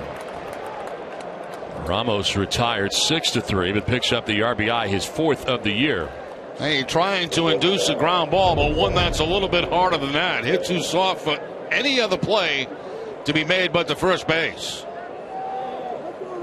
Red Sox playing back for a double play, obviously, and the only play that Holt had was across the diamond to get the out.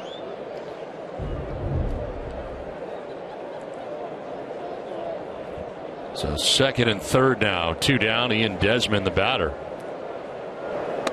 And he takes strike one. He's enjoyed success tonight against Masterson. Masterson has allowed 7 national hits in the game, and 2 belong to Ian Desmond. A double in the second inning, a single in the fourth inning.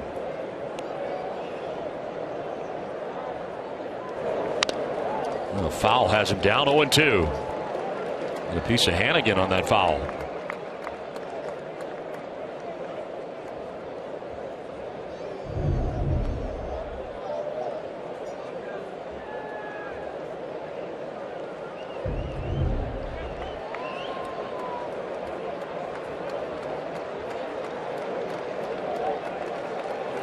Zimmerman at third, Robinson at second. Tying runs in scoring position now for the Nationals. On the ground and by the dive, and Napoli into right field. From third comes Zimmerman, Robinson coming around, and the Nationals have tied the score at 5. So the Red Sox had a 4-run lead, but it is gone now. It is 5-5. Not a good 0-2 pitch there by Masterson either. He goes to a breaking ball. They wanted it away off the outside part of the plate. Instead, it stays almost inside. And the opposite field swing by Desmond to drive in 2 runs. So that quickly the game is tied up. This all started with a hit batter. Now Espinosa, the 8th member of the Nationals, to bat in the inning.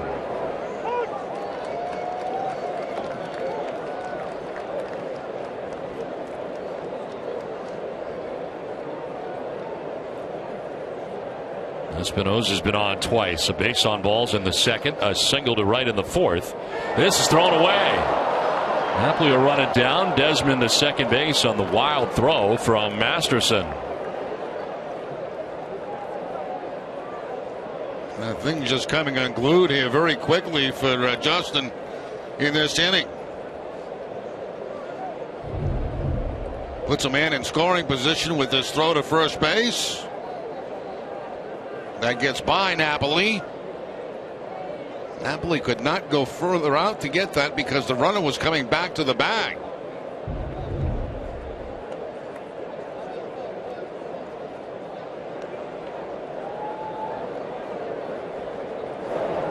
The one pitch foul back into the seats.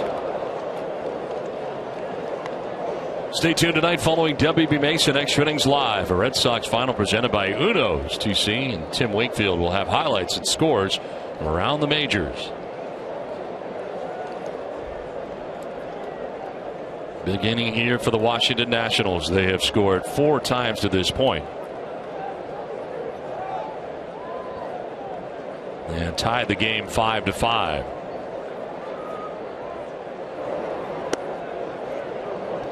A little bit low, 1-2.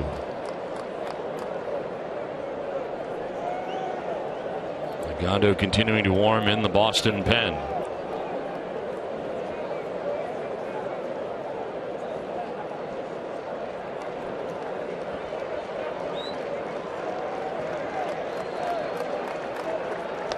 And hit is Espinoza. And that's going to bring John Farrell out. The end of the outing for Masterson, who hits the last batter that he faces. Faces 8 men in the 5th inning. So far 4 have scored. We step aside with a pitching change from Fenway Park with the game tied 5-5.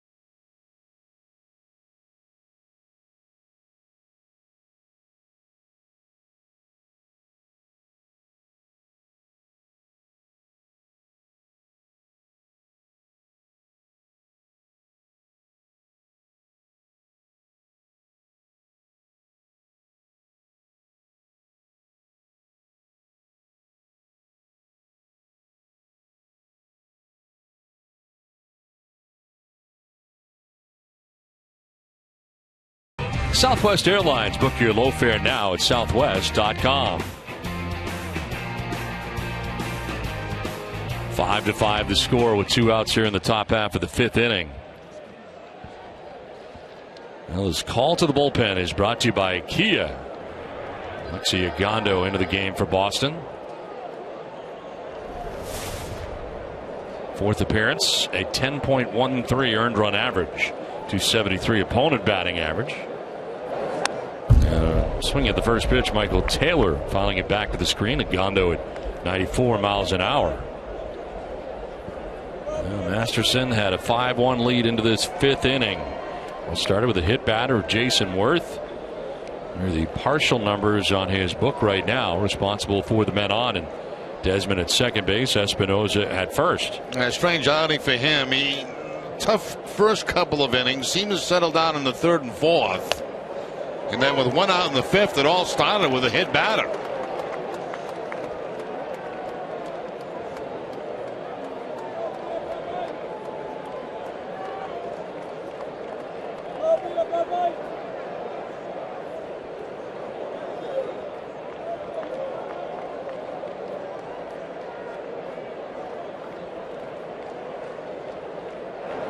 Outside, 1-2 now to Taylor.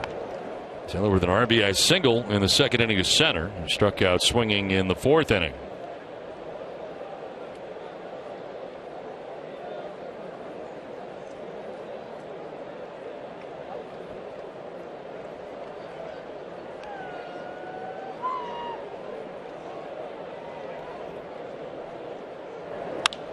Fly ball down the right field line, making its way foul.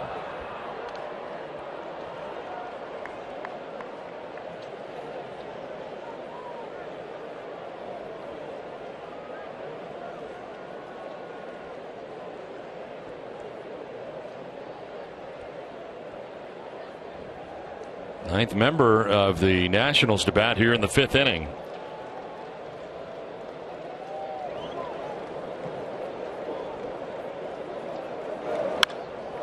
Line towards the gap in right center field, and this is trouble as it gets down to the track and the wall.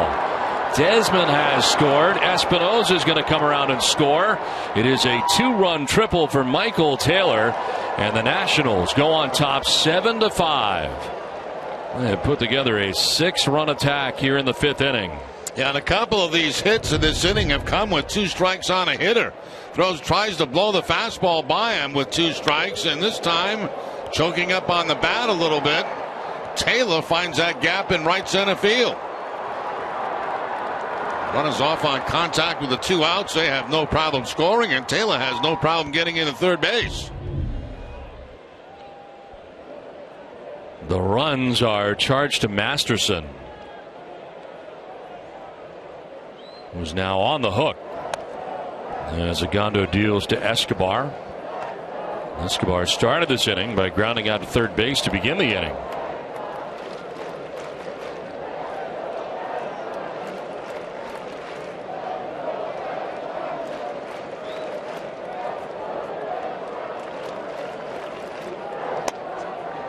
Strike call, 1-1. Escobar didn't like it.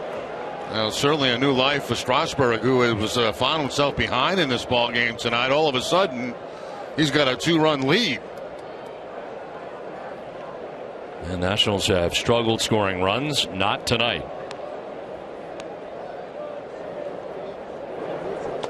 Trying to hold up, but he goes around, down 1-2.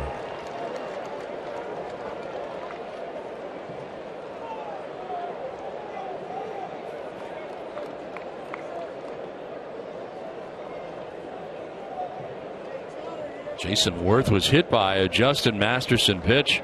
He got it all started here in the fifth inning.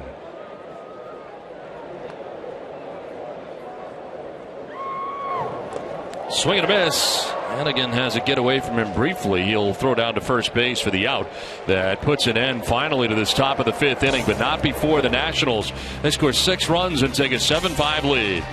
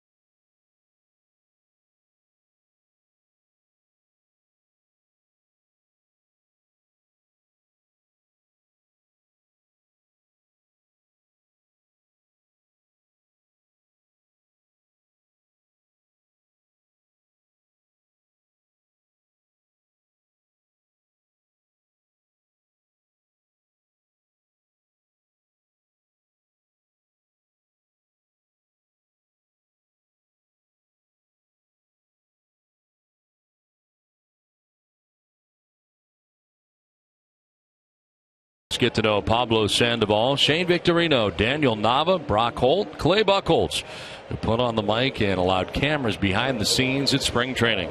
That's Red Sox All Access, and it's at 6:30 tomorrow following NESN Live.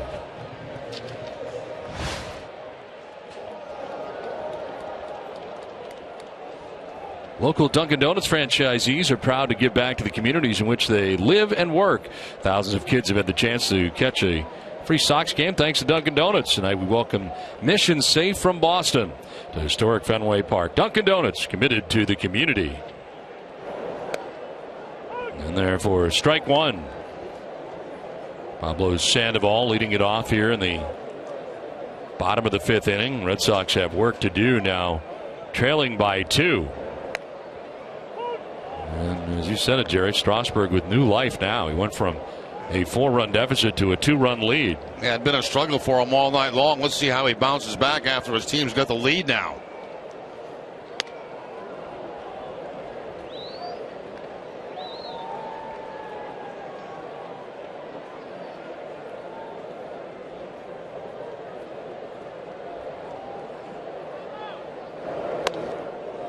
Two balls, 2 strikes to Sandoval. It'll be followed by Napoli and Nava. Red Sox have scored in every inning but the first. 2 in the second, 2 in the third, 1 in the fourth. And Sandoval now on a grounder to Espinoza for the first out of the bottom of the 5th inning. It's time for a game break brought to you by Jordan's, the furniture store of the Boston Red Sox. Tom?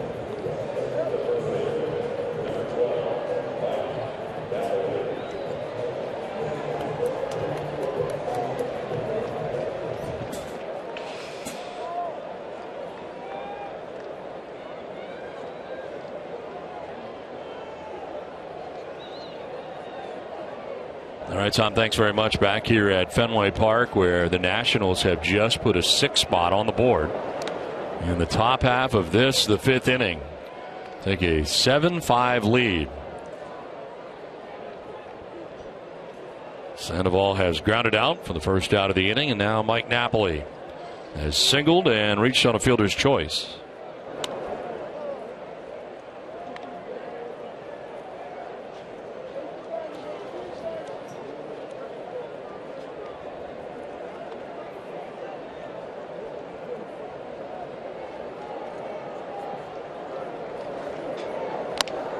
Foul tipped. 93-mile-an-hour fastball from Strasburg.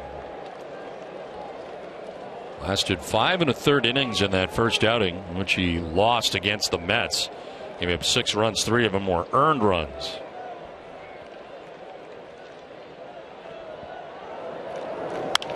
Napoli hits a high fly ball down the right field line, making its way towards foul ground and into the seats. Strasburg working here with 1 out in the 5th inning. The pitching line for Strasburg is brought to you by your Eastern Lexus dealers. 9 hits, 5 runs, all earned. Hasn't walked anybody, struck out 4. Stretching going on in the Nationals bullpen, but nobody warming. And 93 pitches right now for Strasburg.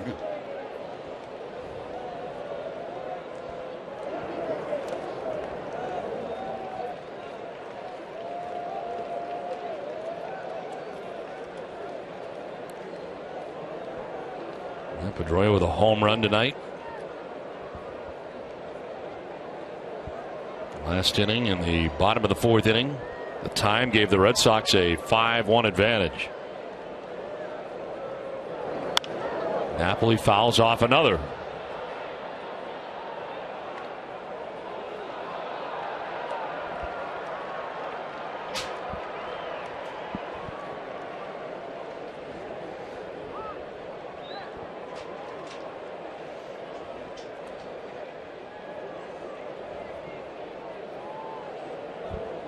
Looks like something has come out down the left field line. Beach ball has the umpire Manny Gonzalez called time.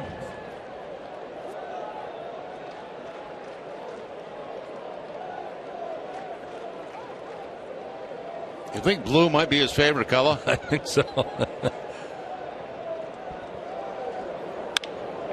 Fly ball center field, sending Taylor back onto the dirt of the track. Leaps and makes the catch. Kind of a bad read there. He was camped and then had to leap up in the air to make the grab, almost up over his head. Unfamiliar territory, and of course when you get out to that part of the ballpark, the warning track is bigger, and so you get on that warning track for a while and you think that you're up against the wall when you still have yet a couple of feet to go. You can see you could go back a couple of more feet and probably not have to jump for that ball.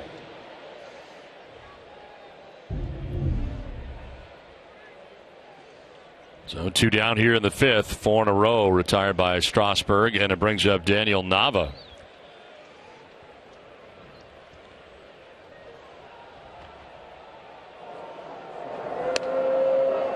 Nava flying to right in the 2nd, singling to right, the drive in a run in the 3rd.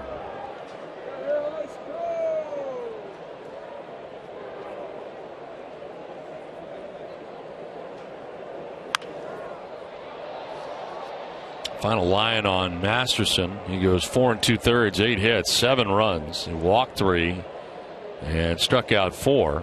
Came in with a 1-0 record. And on the hook right now, the Red Sox trailing by 2.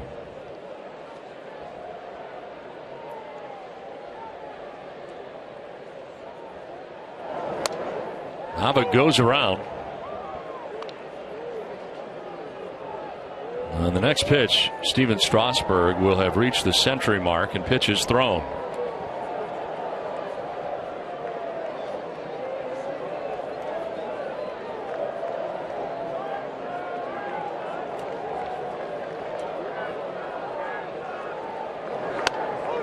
Inside corner for strike 3. Nava doesn't like it.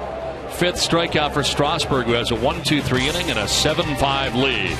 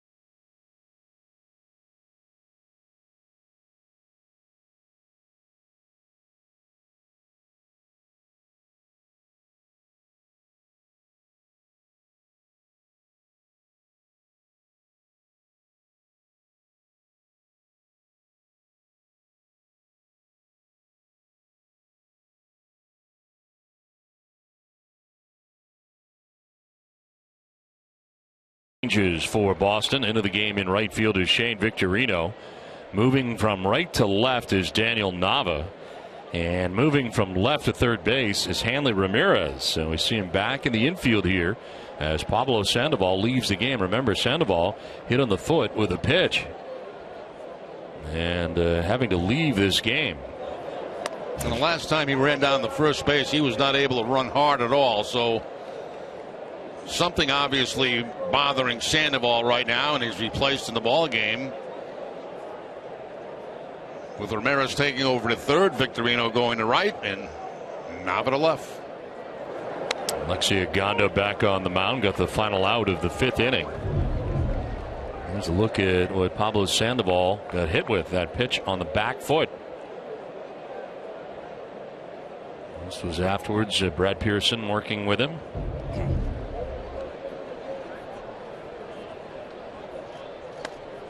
Strike 3 to Worth. Second strikeout for Agondo as we check in with Al. Yeah, no, Don, I'm sitting right here next to the dugout, and you already made mention that Panta was working with Brad Pearson, and every time he came back into the dugout, he kept taking his shoe off, wiggling his toes. It looks like it's right on the top of his toes, not even the top of his foot. He'd put his shoe back on, he'd stand up, he'd sit back down, he'd take his shoe off again. They seem to be concentrating on the foot area, and as you said, a couple of times he said, I'm fine.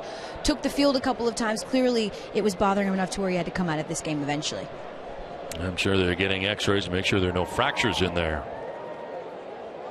As Bryce Harper squares the bunt, takes a pitch down in the dirt.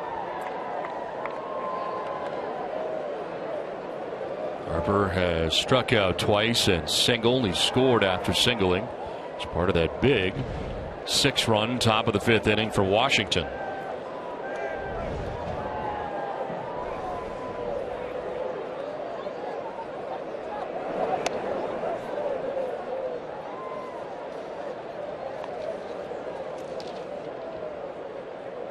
Gondo in his last outing on Saturday at New York, giving up 3 runs in 2/3 of an inning pitched. At the first 2 outs of the 8th inning for giving up 3 straight hits. And a 3-run home run for Chris Young.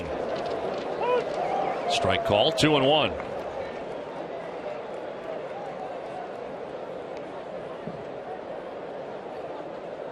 Red Sox signed him as a free agent at the end of January. 3.38 earned run average career in relief. Time when he was starting games for the Texas Rangers. Foul tip, 2-2. Agondo's showing a good fastball tonight, 94. We've seen him a few times. A few times he's been around 94. The other time around 91, but he's got that good live fastball tonight.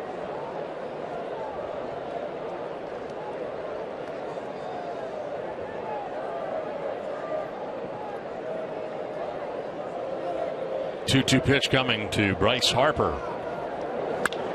Fouls it off to the left, out of play. Follow the Red Sox all season in 2015 with MLB.com At Bat, the #1 app for live baseball. At Bat is up to the moment at any moment with in-game highlights, live look-ins, replay reviews, radio broadcasts, StatCast, and more. Get MLB.com At Bat for your smartphone or tablet. On out here in the 6th inning, and always makes me hungry every time I see it, Jerry. Don, every time you see food, 2-2 is in the dirt.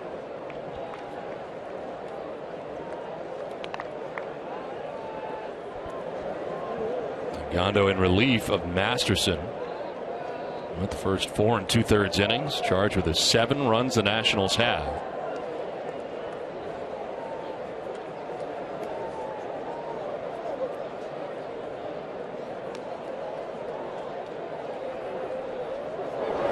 Harper fouls it back, stays alive. We'll see an 8th pitch in this at bat.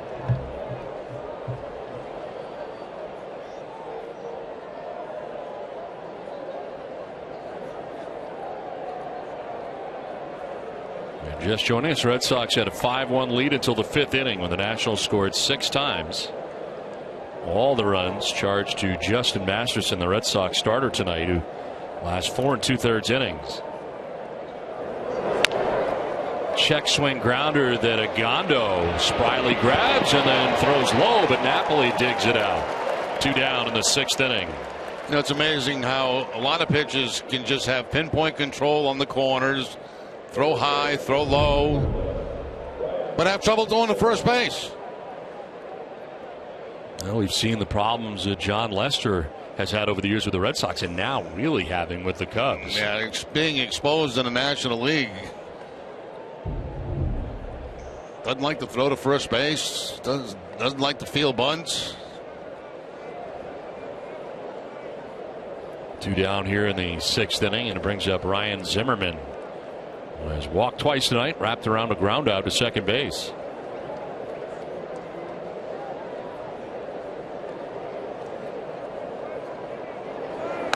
Did you have a period at any time during your career where you experienced the yips all of a sudden at second base? Throwing wise? Yes. No, never a problem. Not a problem, no. But got the yips on ground balls a few times, but not throwing them. That was not an issue that I had. Some players have that. Chuck Knobloch, Steve Sachs, to name a few at second base. There have been catches throughout the year that have had problems throwing the ball back to the pitcher. Yes. Jared Saltalamacchia struggled for a long time in that regard. Got it figured out here as a member of the Red Sox, and all the way back to what we saw really with Daniel Bard as well. Sort of just lost it there after being arguably the best 8th inning guy in the major leagues. The Red Sox shifting him to a starting position and never worked out, and still trying to figure it out. Matt Young, a left-handed pitcher many years ago, very tough left-handed pitcher. He had problems throwing at first base, big time problems. Our friend who we share broadcast with the Pittsburgh Pirates, Steve Blass. Yep.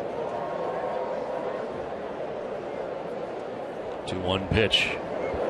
Zimmerman lifts it in the air, short right. Pedroia out, Victorino in, and Victorino put it away. 5.5 done, 7-5 Washington. Hannigan, Holt, and Betts coming up.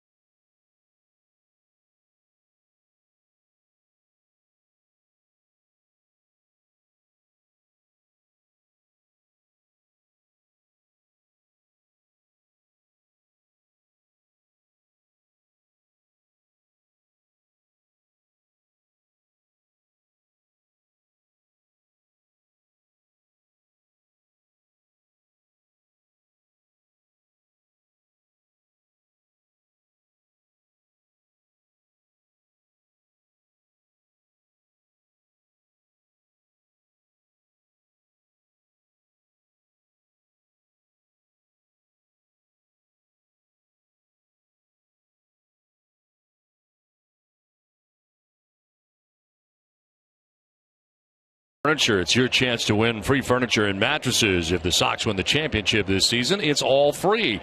It's the Monster Repeat, and it's going on now. Go Sox. Bottom of the 6th inning, and Ryan Hannigan to lead it off for Boston.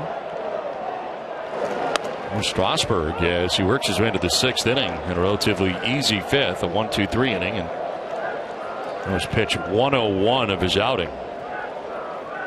There is action to begin the inning for the Nationals in the pen.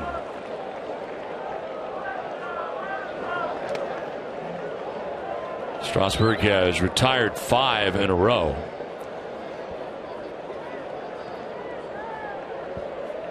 That action, a right-hander up in the pen. Craig Stammen.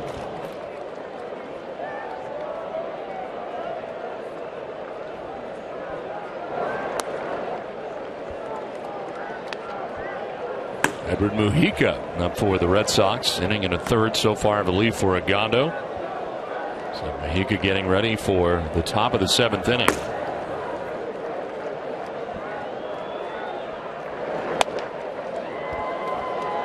Three and one. And again has struck out and singled. Be followed by Brock Holt and Mookie Betts.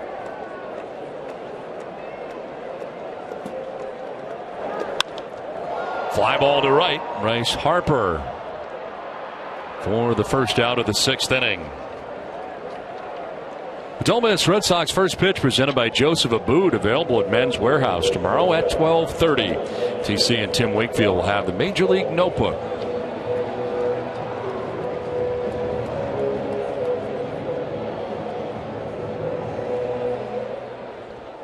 One out for Brock Holt. Single in the 2nd, struck out in the 3rd.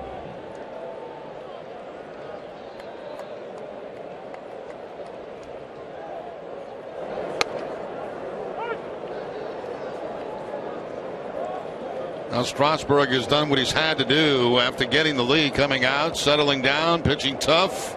A 1-2-3 fifth. Quick out here in the 6th. As you mentioned, Don, up over 100 pitches right now, 107. His career high is 119.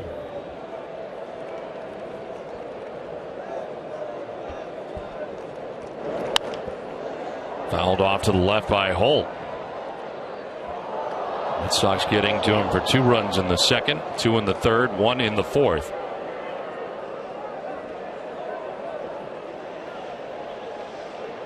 Season high last year was 114 pitches.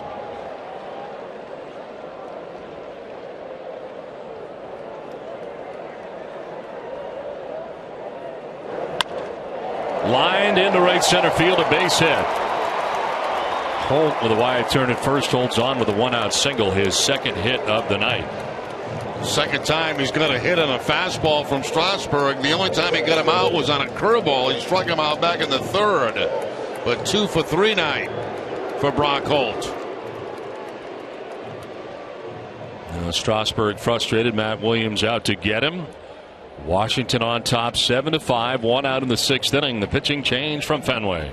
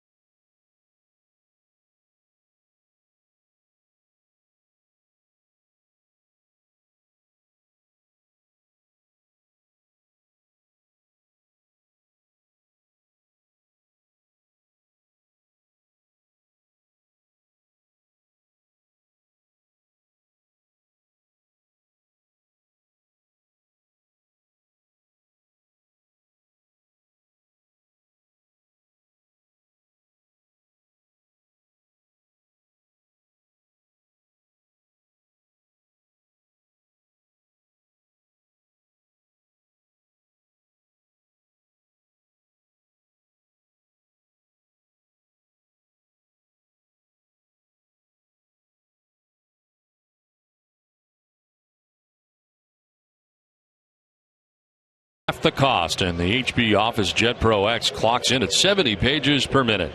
Get yours today for up to 50% off from who but WB Mason. Strasburg's night is over. He throws 109 pitches. He departs responsible for Brock Holt at first base. But so far, 5 1/3, 5 runs, no walks, 5 Ks. Into the game is Craig Stammen. His 5th appearance of the year. Is not giving up a run in 3 2/3 innings. 3 strikeouts, 2 walks, and opponents hitting at 167. I think we have that same beach ball. Beach ball on the field. Probably should put an end to that. Yeah, just take it with you. Not this time, young man. Got too much going on. Got the soft drink. Ooh. What's under that? Mookie Betts takes the strike. For Betts, his fourth plate appearance of the night. He's grounded to short, doubled to left, and grounded to short again. He's doubled to left in the second, produced 2 runs. RBIs 7 and 8 on the year for the Red Sox leadoff hitter. Chopped to short. Desmond will go to second for 1. On to first, and it's not in time. Almost turned the double play. They get the lead runner in Brock Holt. This play by Desmond. He just kind of slung it over quickly to second base to get that lead runner. Yeah, they almost turned that over, which would have been quite a surprise, especially the way he played that. And you can see the second baseman backing off the bag there instead of coming across it. And the difference at first base is just about a half a step. And there's Brock Holt going in hard to second base, making contact with Espinosa. 2 outs. Betts at first base. Pedroia the batter. They check on Betts.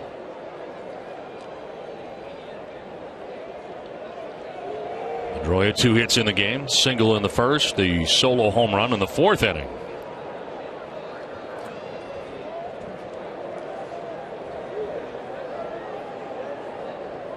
Word on Pablo Sandoval is a left foot contusion.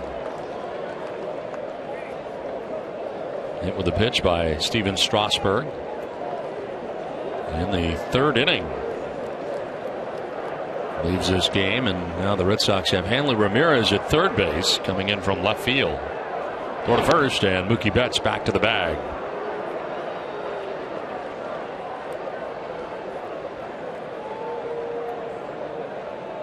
Two for 2 so far in the year for Betts.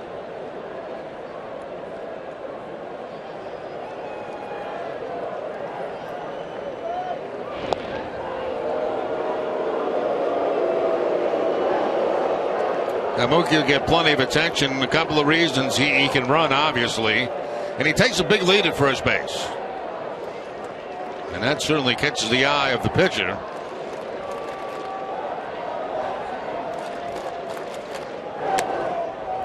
Roy able to hold up on the breaking ball, down and away, 1-1.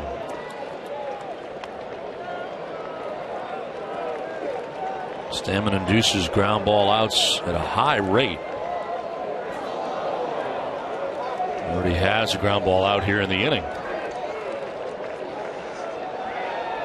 Quite a contrast in styles from Strasburg.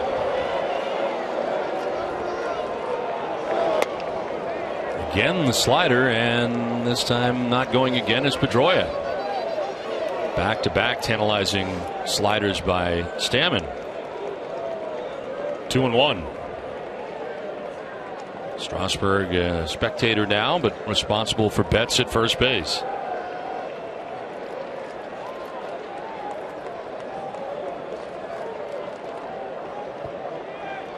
There goes Betts as Pedroia takes the ball high, and Mookie Betts steals second base.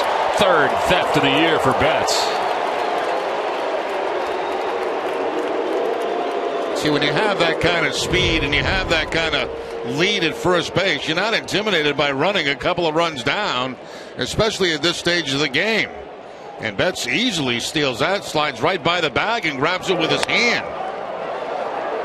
I mean, he goes into a slide full speed. There's no slow up at all, and that slide into second base, feet first.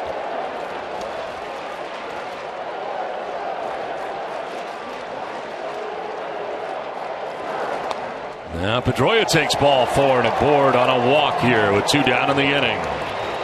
That's just the first walk allowed by Nationals pitching in this game. So Matt Williams bringing in Stammen. And a ground out to the first batter, walks the second batter. And here comes Matt Williams again. So the left-handed hitting David Ortiz coming up. Matt Thornton is coming into this game, the former Red Sox left-hander. So pitching change from Fenway. Nationals have a 7-5 lead.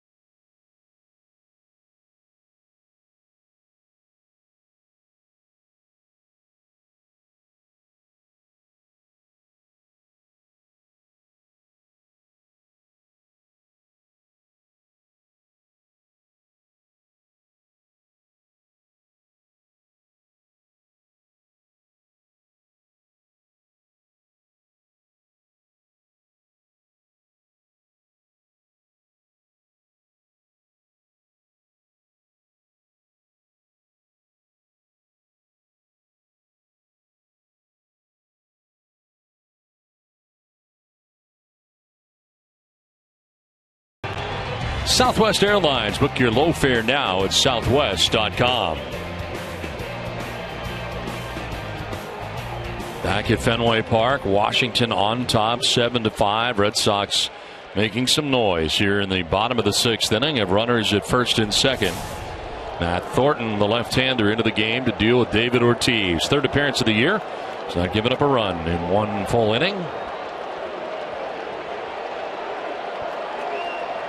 Veteran reliever claimed off waivers from the Yankees August of last year. And Ortiz takes ball 1. That's basically what you'll see from him there, too. A fastball and a slider. Against Thornton, Ortiz hits a .214, 3 for 14 in his career against the veteran lefty. On the ground, into the shift, Espinosa in short right, throws out Ortiz, and that is that in the 6th inning. 7-5 Washington at the end of 6.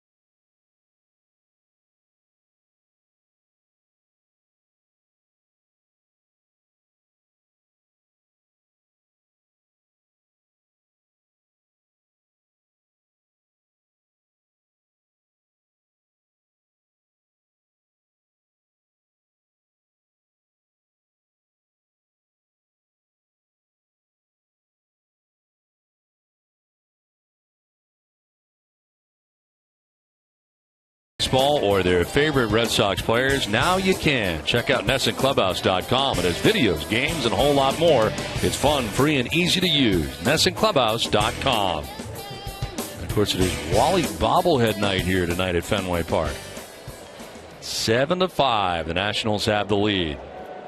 Wally's head has completely gone all the way around. All the way around, yeah. It's like an owl. It's Clint Robinson leading it off for the Nationals. Into the game is Edward Mujica, 3rd Red Sox pitcher of the night. 4th appearance, 6.00 ERA, 2 strikeouts, no walks. Takes over for Alexia Gondo. Gondo went an inning and a third. Had 2 strikeouts.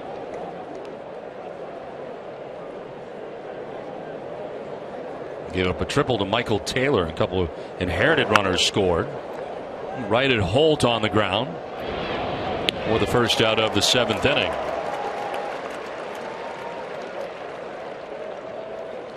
Well, don't miss Red Sox Game Day Live presented by DCU Digital Federal Credit Union tomorrow at 1 p.m. Tom and Tim Wakefield will preview Wade Miley's start. DCU Digital Federal Credit Union. What can DCU save you?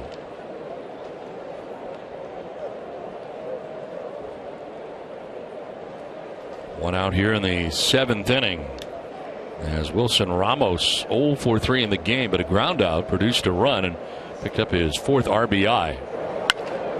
Now a ground ball to second base. Pedroia, 2 down in the 7th. That's now 6 in a row retired by Red Sox pitching. Here comes Ian Desmond. He's had a good night. 3 hits in the game. Double to left, single to left, and a single to right. Driven in 2 runs.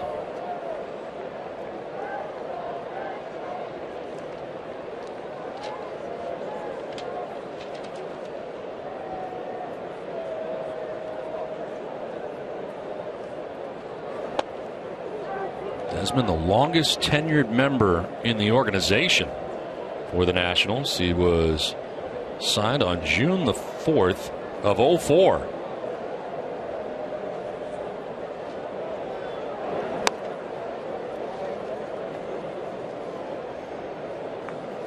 Last year's 3rd straight 20 home run campaign. Does not have one yet here in 2015.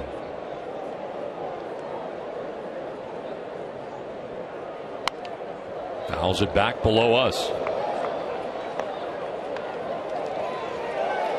For every Red Sox game that goes into extra innings or the Sox get a save, CVS Pharmacy will make a donation to Boston Children's Hospital towards a $25,000 commitment once again this season. CVS Pharmacy, the official pharmacy of the Boston Red Sox.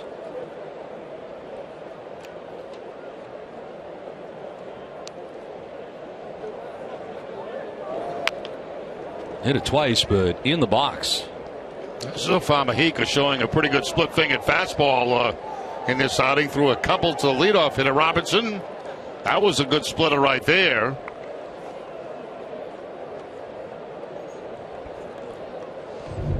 See the bottom fall out of the split-fingered fastball and then topped in front of home plate.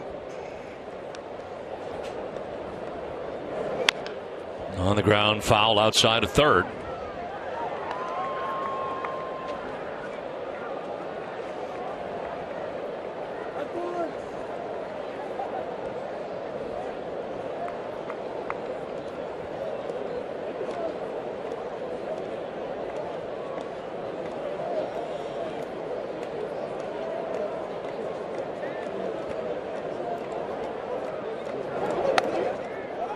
Ball 3, full count now.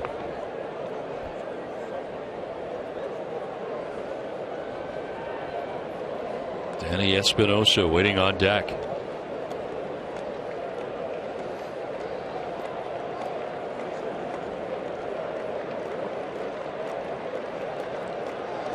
Payoff pitch to Desmond. And he'll foul it back. Pitch was away, but too close to take. Yep, 2 strikes on. You got to expand your strike zone a little bit. Foul off those tough pitches.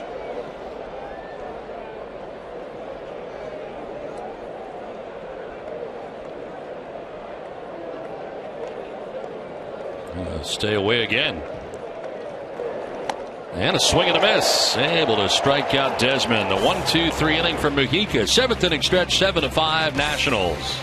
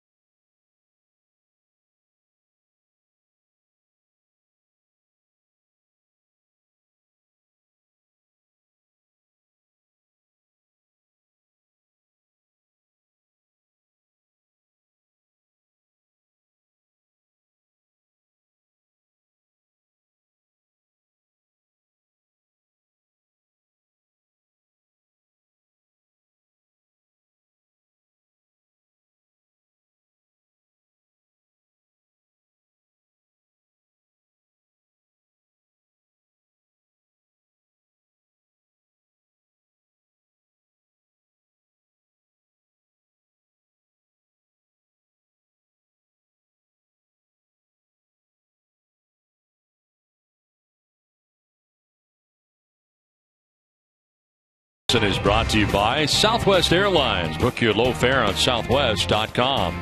Your local Mazda dealers. Your New England Ford dealers. The all-new Kia Sorento. Visit newenglandkiadealers.com to learn more. Sullivan Tire and Auto Service. Thank you, New England, for 60 great years. And by Audi. Experience the all-new Audi A3 today. Matt Thornton stays in the game as we play into the bottom of the 7th inning. Hanley Ramirez, Shane Victorino, Mike Napoli scheduled to bat in the inning. Ramirez with a single in the 3rd inning. 1 for 3 night for the Red Sox now third baseman. As Pablo Sandoval started this game, was hit in the foot, left with a foot contusion. So Ramirez comes in from left field to third base. Thornton came in the 6th inning to face David Ortiz and got Big Papi to ground out to second base. Ground ball up the middle, off the glove of Desmond, and Ramirez will reach. I tell you, Desmond has had a tough time defensively at the start of this season. He's got 5 errors coming into the ball game. Now we'll see how they score this. I mean, if he makes the play with the glove, he's going to get Ramirez at first base. And they do score an error on Desmond. Wow. So 6 errors on the year. Not exactly what you're looking for in the middle infielders.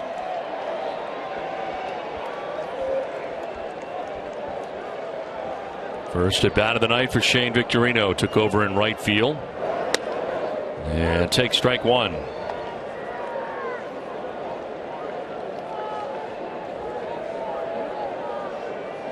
Two for 20. The season beginning for Victorino. And he gets hit with a pitch up and in. So the first 2 Red Sox have reached here in the 7th inning against Thornton. Well, you take a rally any way you can get it. And if it's an error and a hit batter, you take it. Victorino just spinning out of the way of this, and it gets a piece of him off the shoulder, it looked like, or the arm. So the Red Sox, without the benefit of a hit, get a couple of guys on. 2 on, nobody out, and Mike Napoli. He is single, reached on a fielder's choice, and flied out to center field.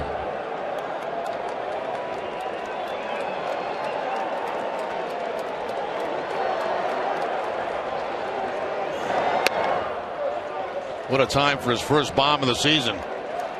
It would be perfect timing.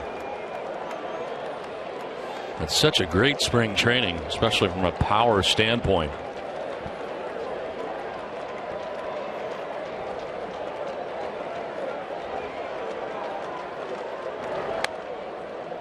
They'll take the strike, and it's 1-1.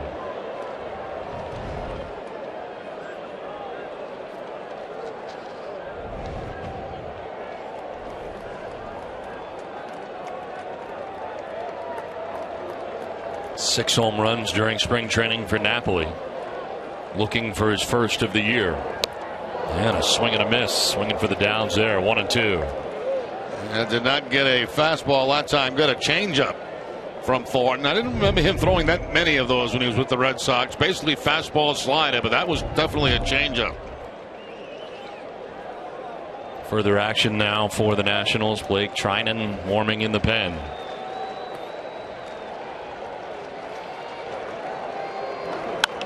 Napoli to right. Bryce Harper has it lined up. He'll make the catch as tagging at second base. Ramirez. The throw will be cut off. And it's first and third with 1 out as Napoli is retired. Don't miss WB Mason Extra Innings live right after the game. TC and Tim Wakefield will have post-game reaction from the Red Sox clubhouse. You can't go wrong when you buy right at WB Mason. Pinch hitter here for Nava, Alan Craig. We'll check in here. Nava had been 1 for 3 with an RBI, but with Thornton in the game, they go to Craig, and he comes up here with runners at first and third, 1 away. And now Matt Williams pops out of the dugout. He's Trinan warming in the pen, and he's going to go get him after Craig was introduced. Bottom of the 7th inning, 7-5 Nationals. Will step aside. Pitching change from Fenway.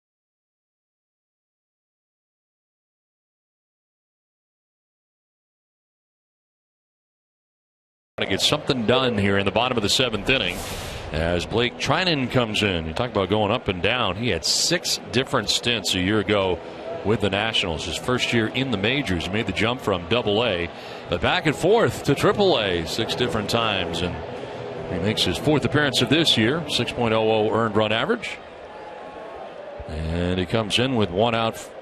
Ramirez at third base, Victorino at first base, and Alan Craig pinch hitting. As a pinch hitter, a .271 hitter with 1 home run during his career, and of course most of it spent with the St. Louis Cardinals.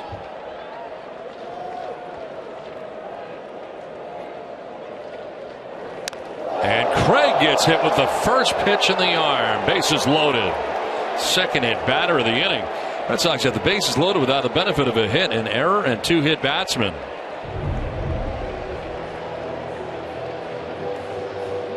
That's more toward the elbow than what Victorino got it. So the Red Sox mounting a rally without getting a hit.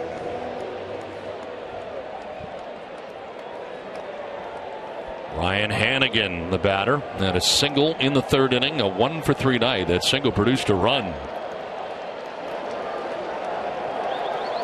Hannigan wants time, gets it from Jim Reynolds, and now Ramos is going to head out.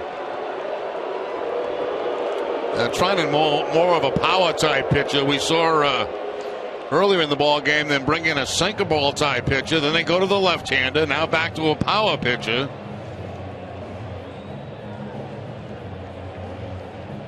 You know, the base is loaded. Hannigan's been good. .421 average in his career. 1 grand slam.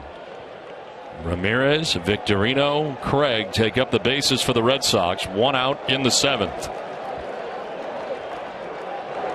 Hannigan grounds one back to the mound. Thrown and bobbles. His throw is away. 1 run is in. It's in the stands. He'll come another. And this ball game is tied at 7. Unbelievable.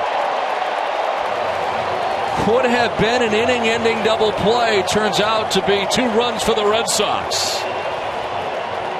I mean, that's stuff that is practiced over and over and over again in spring training. It happens during a season, and for the most part, bad things happen.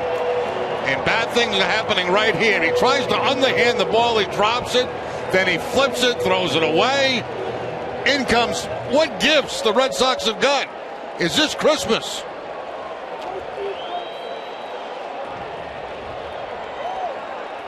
Two errors charged to Trinan. second and third, and now ground ball to shortstop. With the infield in, Desmond looked at home, but goes to first, and the Red Sox take the lead 8-7. I can't believe he didn't throw that ball home. And they still do not have a hit. 3 runs in the inning without the benefit of a base hit. I mean, to me, he's got to play at home. He looks there, but then decides not to come.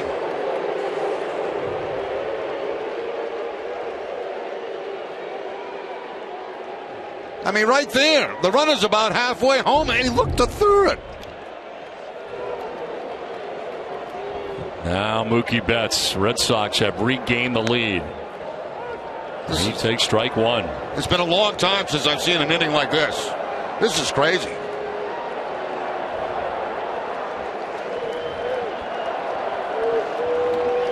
Not much fun for that guy. Matt Williams looking on.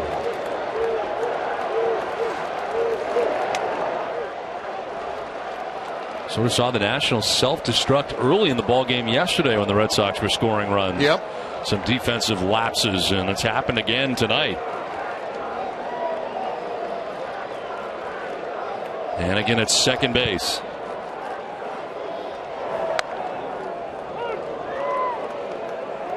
Talked about power pitch at 96 on that last fastball.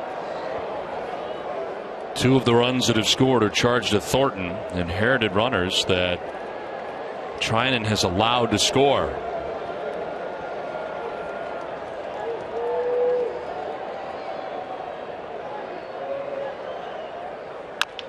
Grounded back to the mound. We'll see. Trinan throws low, and thankfully for him, Zimmerman makes the play at first to end the inning.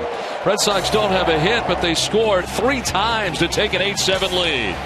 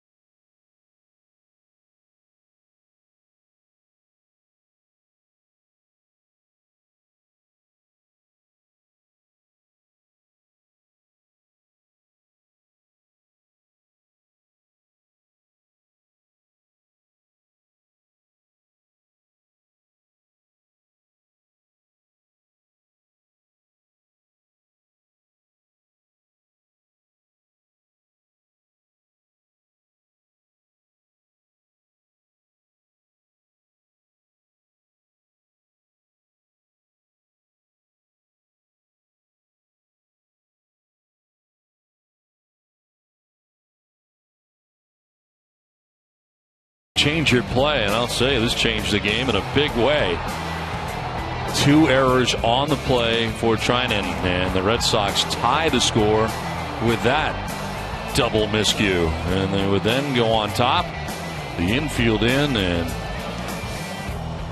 Ian Desmond not coming home, electing to go to first base. It's an 8-7 Red Sox lead as we head to the top of the 8th. Staying in the game in left field, Alan Craig. Pinch hit was hit by a pitch. Pinch hitting for Nava. Now in left. Red Sox got 3 runs, did not have a hit in the 7th inning. Danny Espinosa leads it off and takes strike one. Mujica looked good in the 7th, is back out there for the 8th. And 2 groundouts and a strikeout. There is further action behind him. Shinichi Tozawa. And will tonight be our first look at Koji Uehara of the year. He was made active yesterday for the Red Sox home opener, but did not pitch.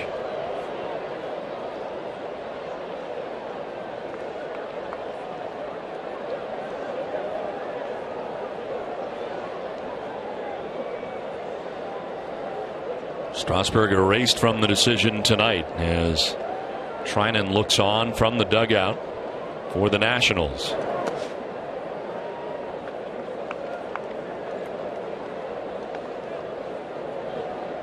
Oh for 6 against Mujica in his career.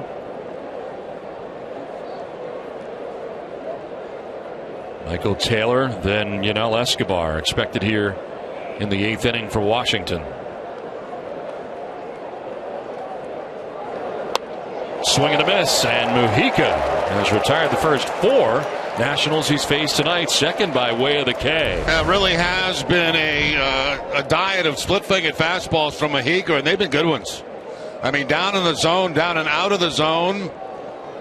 This one dipping out of the zone, and that's going to bring out John Farrell. Looks like he's going to go to Tozawa. Make insurance, great service, great coverage, and a great price for auto, home, or life insurance. Tozawa will be coming in. Red Sox holding on to an 8-7 lead.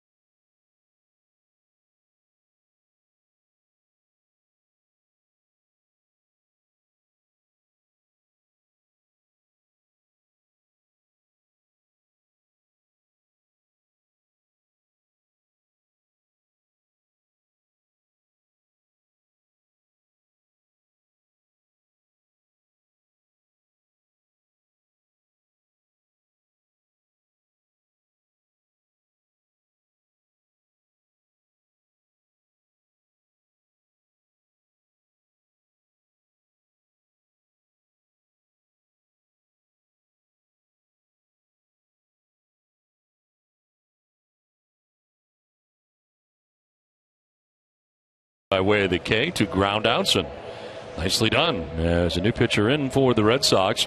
Shinichi Tozawa into his 4th game of the year, has not given up a run. 3 innings so far, 4 strikeouts, and opponents hitting at 111 against Tozawa. Finished yesterday's game against the Nationals with a scoreless 9th inning and 3 strikeouts, striking out the side. Able to get Johnson, Robinson, and Desmond to strike out in that 9th inning of yesterday's game. 1 out here in the 8th, and Michael Taylor, the batter. This is a single. He has struck out and triple, driven in 3 runs. Highly productive from the number 9 spot in the Nationals order.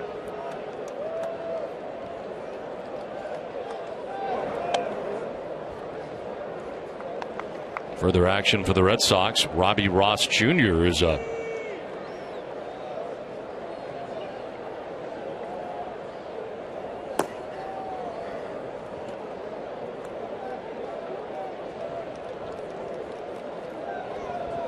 A 1-0. And a swing and a miss. And the reason you see Robbie Ross up right now, that's in case Bryce Harper hits in this inning.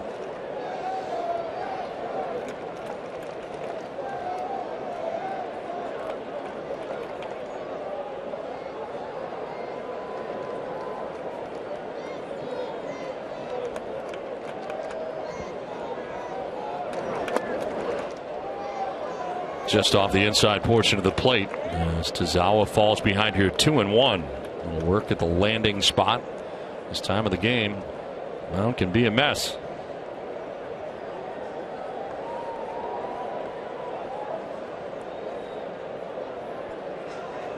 Tazawa, the 4th Red Sox pitcher of the night, while the Nationals have used 4. Lots of landing spots out there right now. This is popped up on the infield, racing in from all corners, and it's Napoli who makes the catch. A little stagger at the end. 2 down. 4 infielders, 3 infielders rushing in, and the pitcher rushing towards first base. And it was Napoli who ends up making the catch going away. Watch Tazawa, points where it is. Now he sees his guys coming, and he's going. I'm out of dodge. I always kind of wondered what good the pointing does. No one's really looking at it. No, everybody's looking up at the sky, right?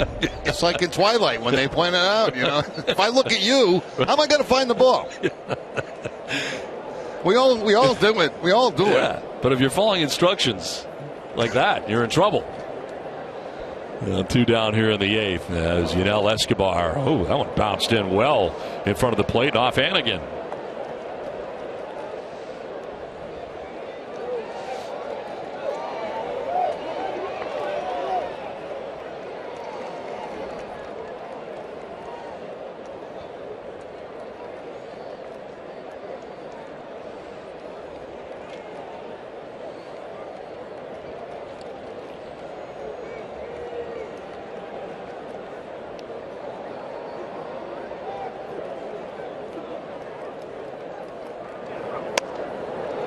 Strike called. Escobar didn't like it. The ball and a strike. Thought it was down.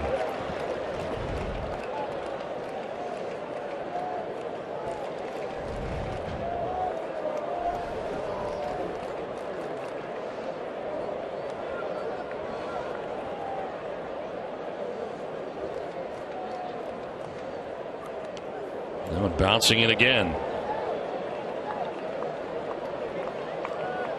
Splitter splitting early. Huh? You don't get that everywhere. No, you really don't. You know what I'm saying, though, right? Only on Nesson. And split too early. Splitting early. That means it bounced at about 57 feet. Right, that's early.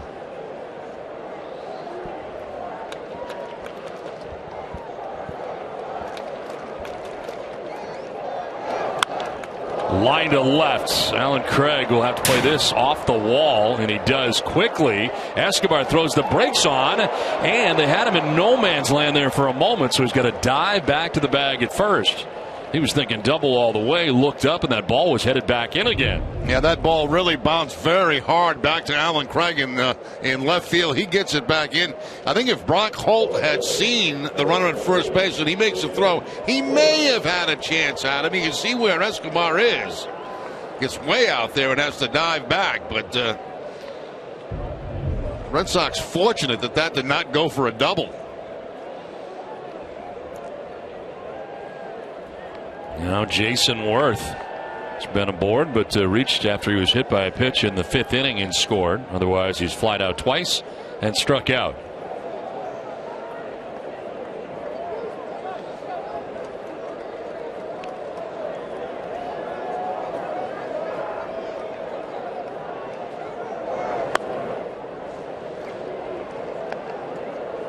Red Sox playing him for the other way as Betts, the center fielder, moves into right center.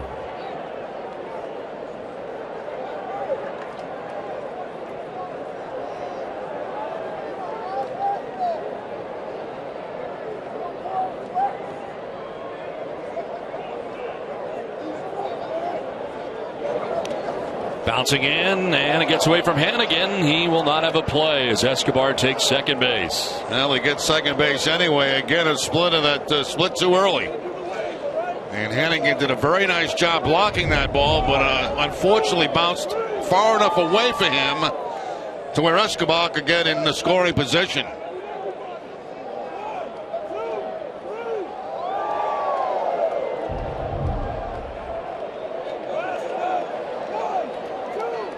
Tying run in scoring position now for the Nationals with 2 outs in the 8th. 2-0 the count to Jason Worth.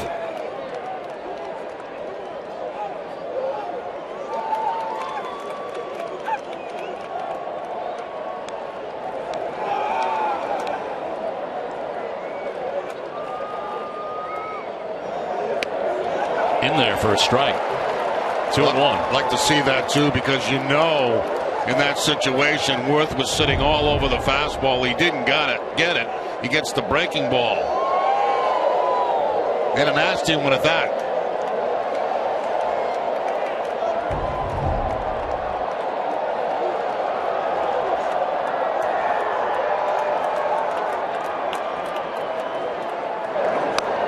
Outside, 3-1 now to Worth.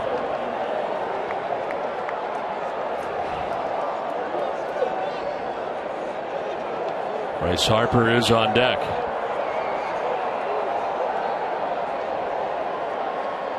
Bobby Ross ready if called upon.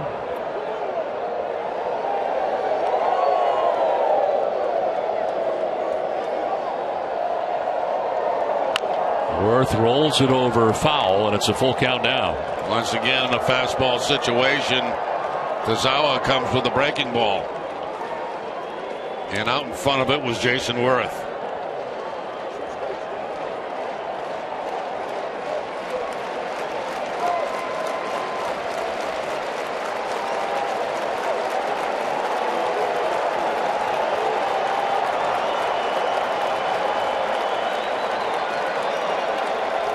Three balls, 2 strikes, 2 down. Tying run at second base for the Nationals.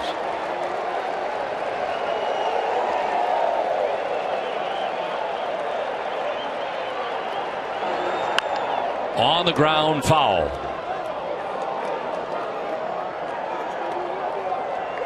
Again, no fastball from Tazawa.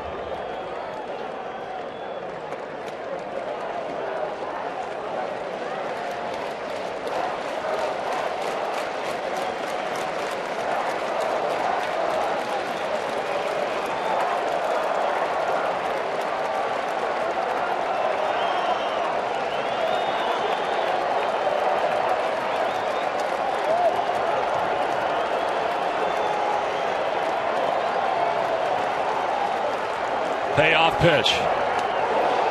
He struck him out. It gets away from Hannigan. He'll throw down to first for the out. Tazawa got him. Another breaking ball. And this time he strikes out Jason Worth.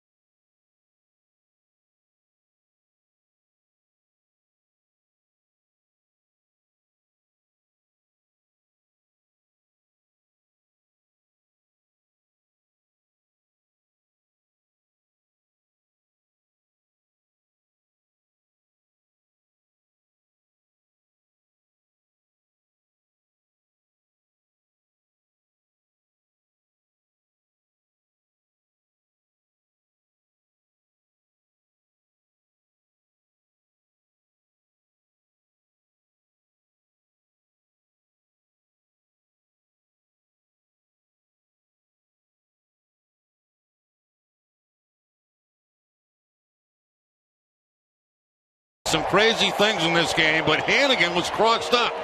He was expecting something high, a fastball. He gets the breaking ball, and he makes a great play on this. Watch Hannigan. I mean, he was completely fooled by the pitch, and somehow he's able to knock the ball down and record the out at first base. Now they're talking about it on the way back to the dugout. Hannigan was crossed up on that and made a beautiful play. This has been a weird game. And right now the Red Sox are on the right side of it, on top 8-7 with Pedroia batting in the 8th. And Dustin takes the high strike. Koji Uehara getting ready for his first appearance of 2015, activated yesterday.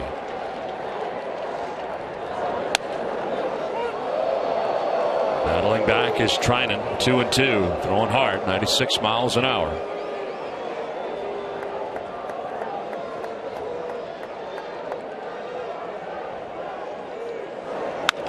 On the ground, into right field, a base hit. Pedroia's third hit of the night. Let's take a look at the Toyota play of the game. And for Dustin Pedroia, his third home run of the year, back in the 4th inning. With this, at the time, the Red Sox took a 5-1 lead. That was off Steven Strasburg. Base hit here to begin things in the 8th. Now David Ortiz will have a chance against the right-hander, and the shift employed here by the Nationals. They'll keep it tight to the infield with the double play possibilities. As Ramos out to talk to Trinan as they prepare to deal with David Ortiz. David with a single back in the first, a 1-for-4 night. That's also a reminder, too, to the pitcher that if Pedroia steals, make sure you get over to third base to cover. We saw what happened yesterday with Mookie Betts.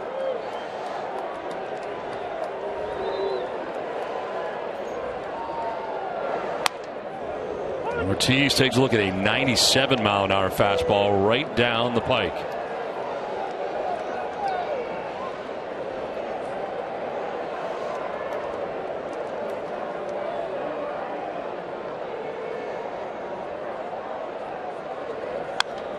Fouls this one back, was a little higher.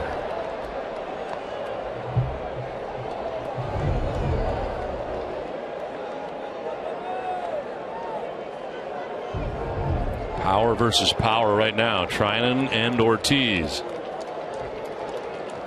With Hanley Ramirez waiting on deck. Go to first. And back is Pedroia, able to cross over to get back to the bag.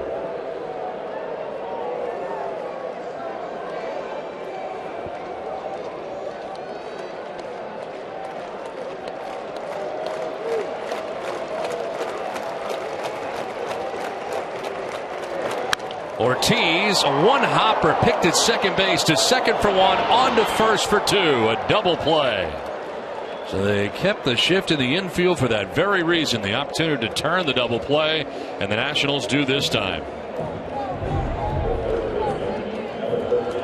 Yeah, perfectly executed by the Nationals as they go 4-6-3.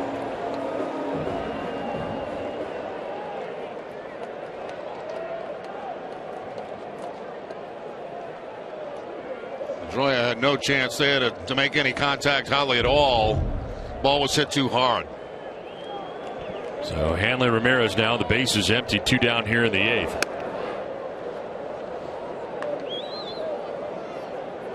Singled back in the 3rd inning, a 1-for-4 game. It's been on twice, reached on an error. Part of that 3-run inning in the 7th. The Red Sox never got a hit.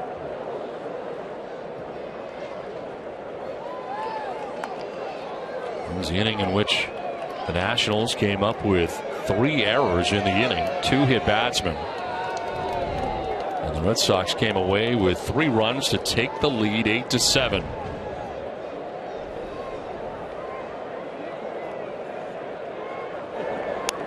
You got to go back to 2001 for the Red Sox to score that many runs in a hitless inning. It was at Texas.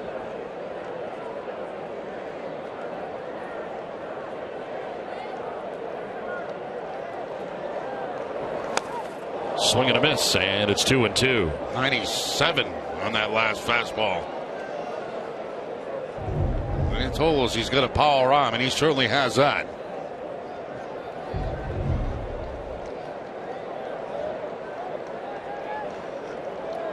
Victorino on deck. 2 outs here in the bottom of the 8th. And an inside out swing and a liner foul.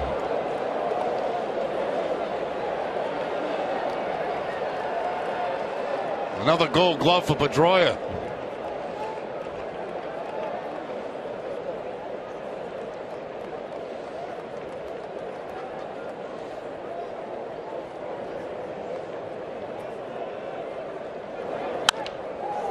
Fly ball foul down the right field line, out of play.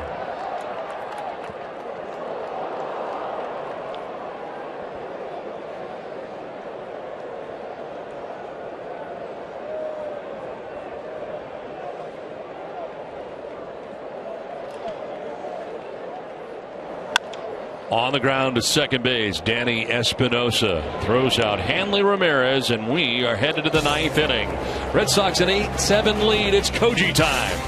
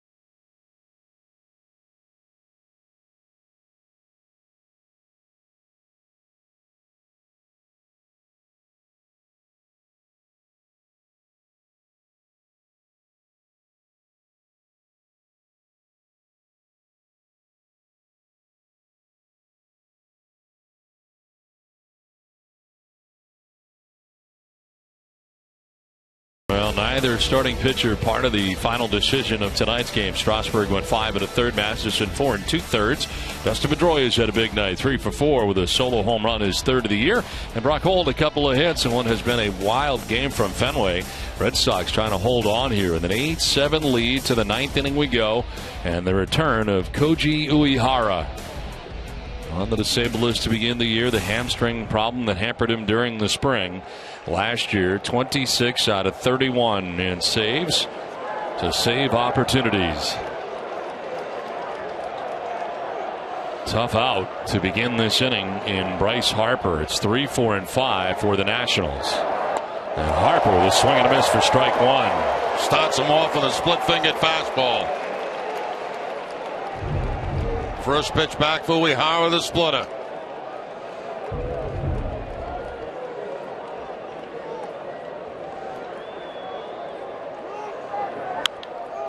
Bloop down the left field line, headed towards the seats, and foul.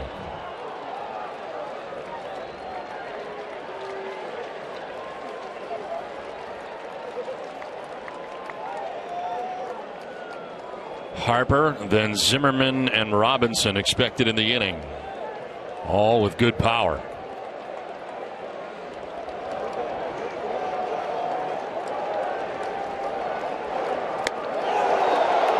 Close pitch, called a ball, 1-2. Koji wanted it. That's 3 straight split-fingered fastballs. This one's going to be a little bit outside.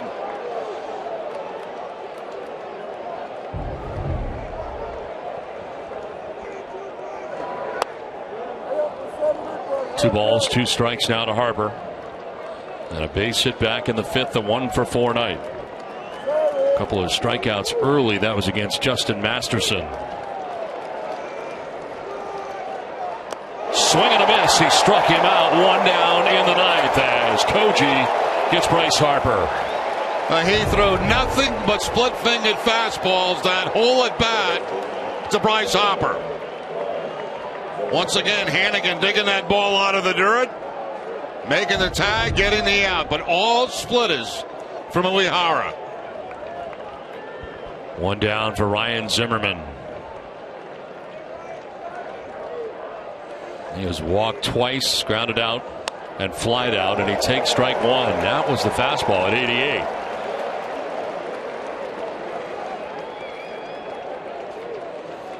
One for 2 in his career against Uehara.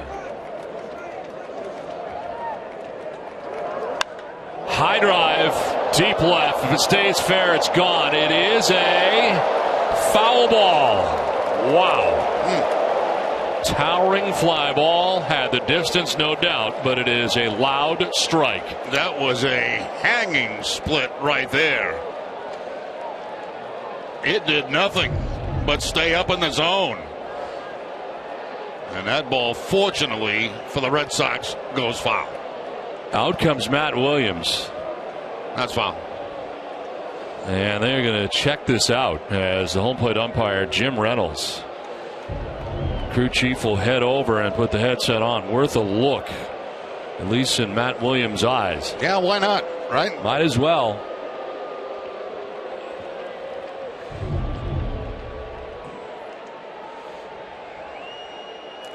I think from that angle there, it's clearly in foul territory.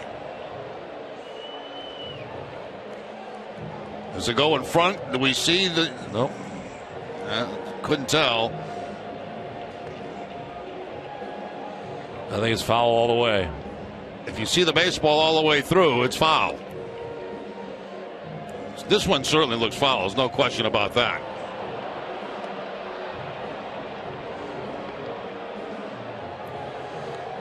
And on the other angle, if you see the white baseball all the way through the yellow, then you know it's a foul ball. It is indeed a foul ball. So the correct call made by the umpire down the third base line. That was Manny Gonzalez, the third base umpire, looking right down that line. 0-2 to Zimmerman.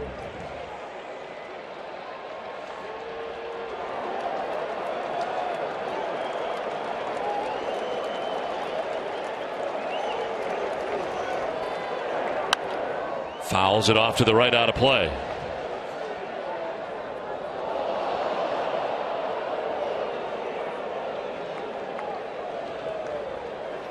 Uehara activated yesterday, did not pitch yesterday. The left hamstring strain during spring training.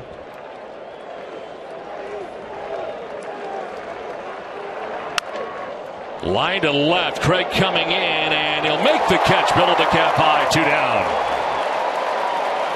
Solid contact, but in the neighborhood of Alan Craig. Interesting how the Red Sox were playing, too. They were really shifted over a great deal against Zimmerman. Look where Craig's playing, the middle of the scoreboard. That ball left the bat. I looked up, and then Craig standing there. I couldn't believe it.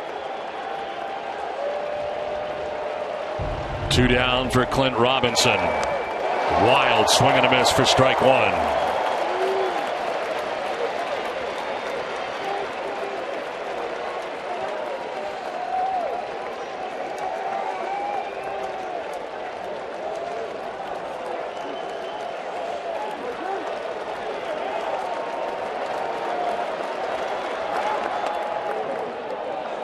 Ball and a strike now to Robinson with 2 outs in the 9th inning. Wilson Ramos on deck. Uehara would like to take care of business right now. 1-2. Once again, the splitter, this time away off the plate. Fenway Park standing is one as Koji Uehara with a 1-2. In the dirt, 2-2.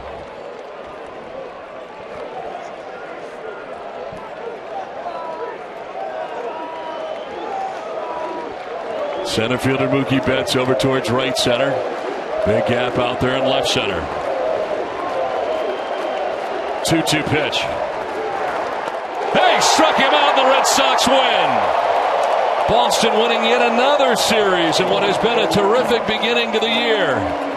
They take the first two against the Nationals, and again, the Red Sox getting it done tonight. They get a little help from the Washington Nationals, but the Red Sox win it 8-7. And Koji Uehara gets his first save of the year as the Red Sox win it 8-7. We now send it to Tom Caron.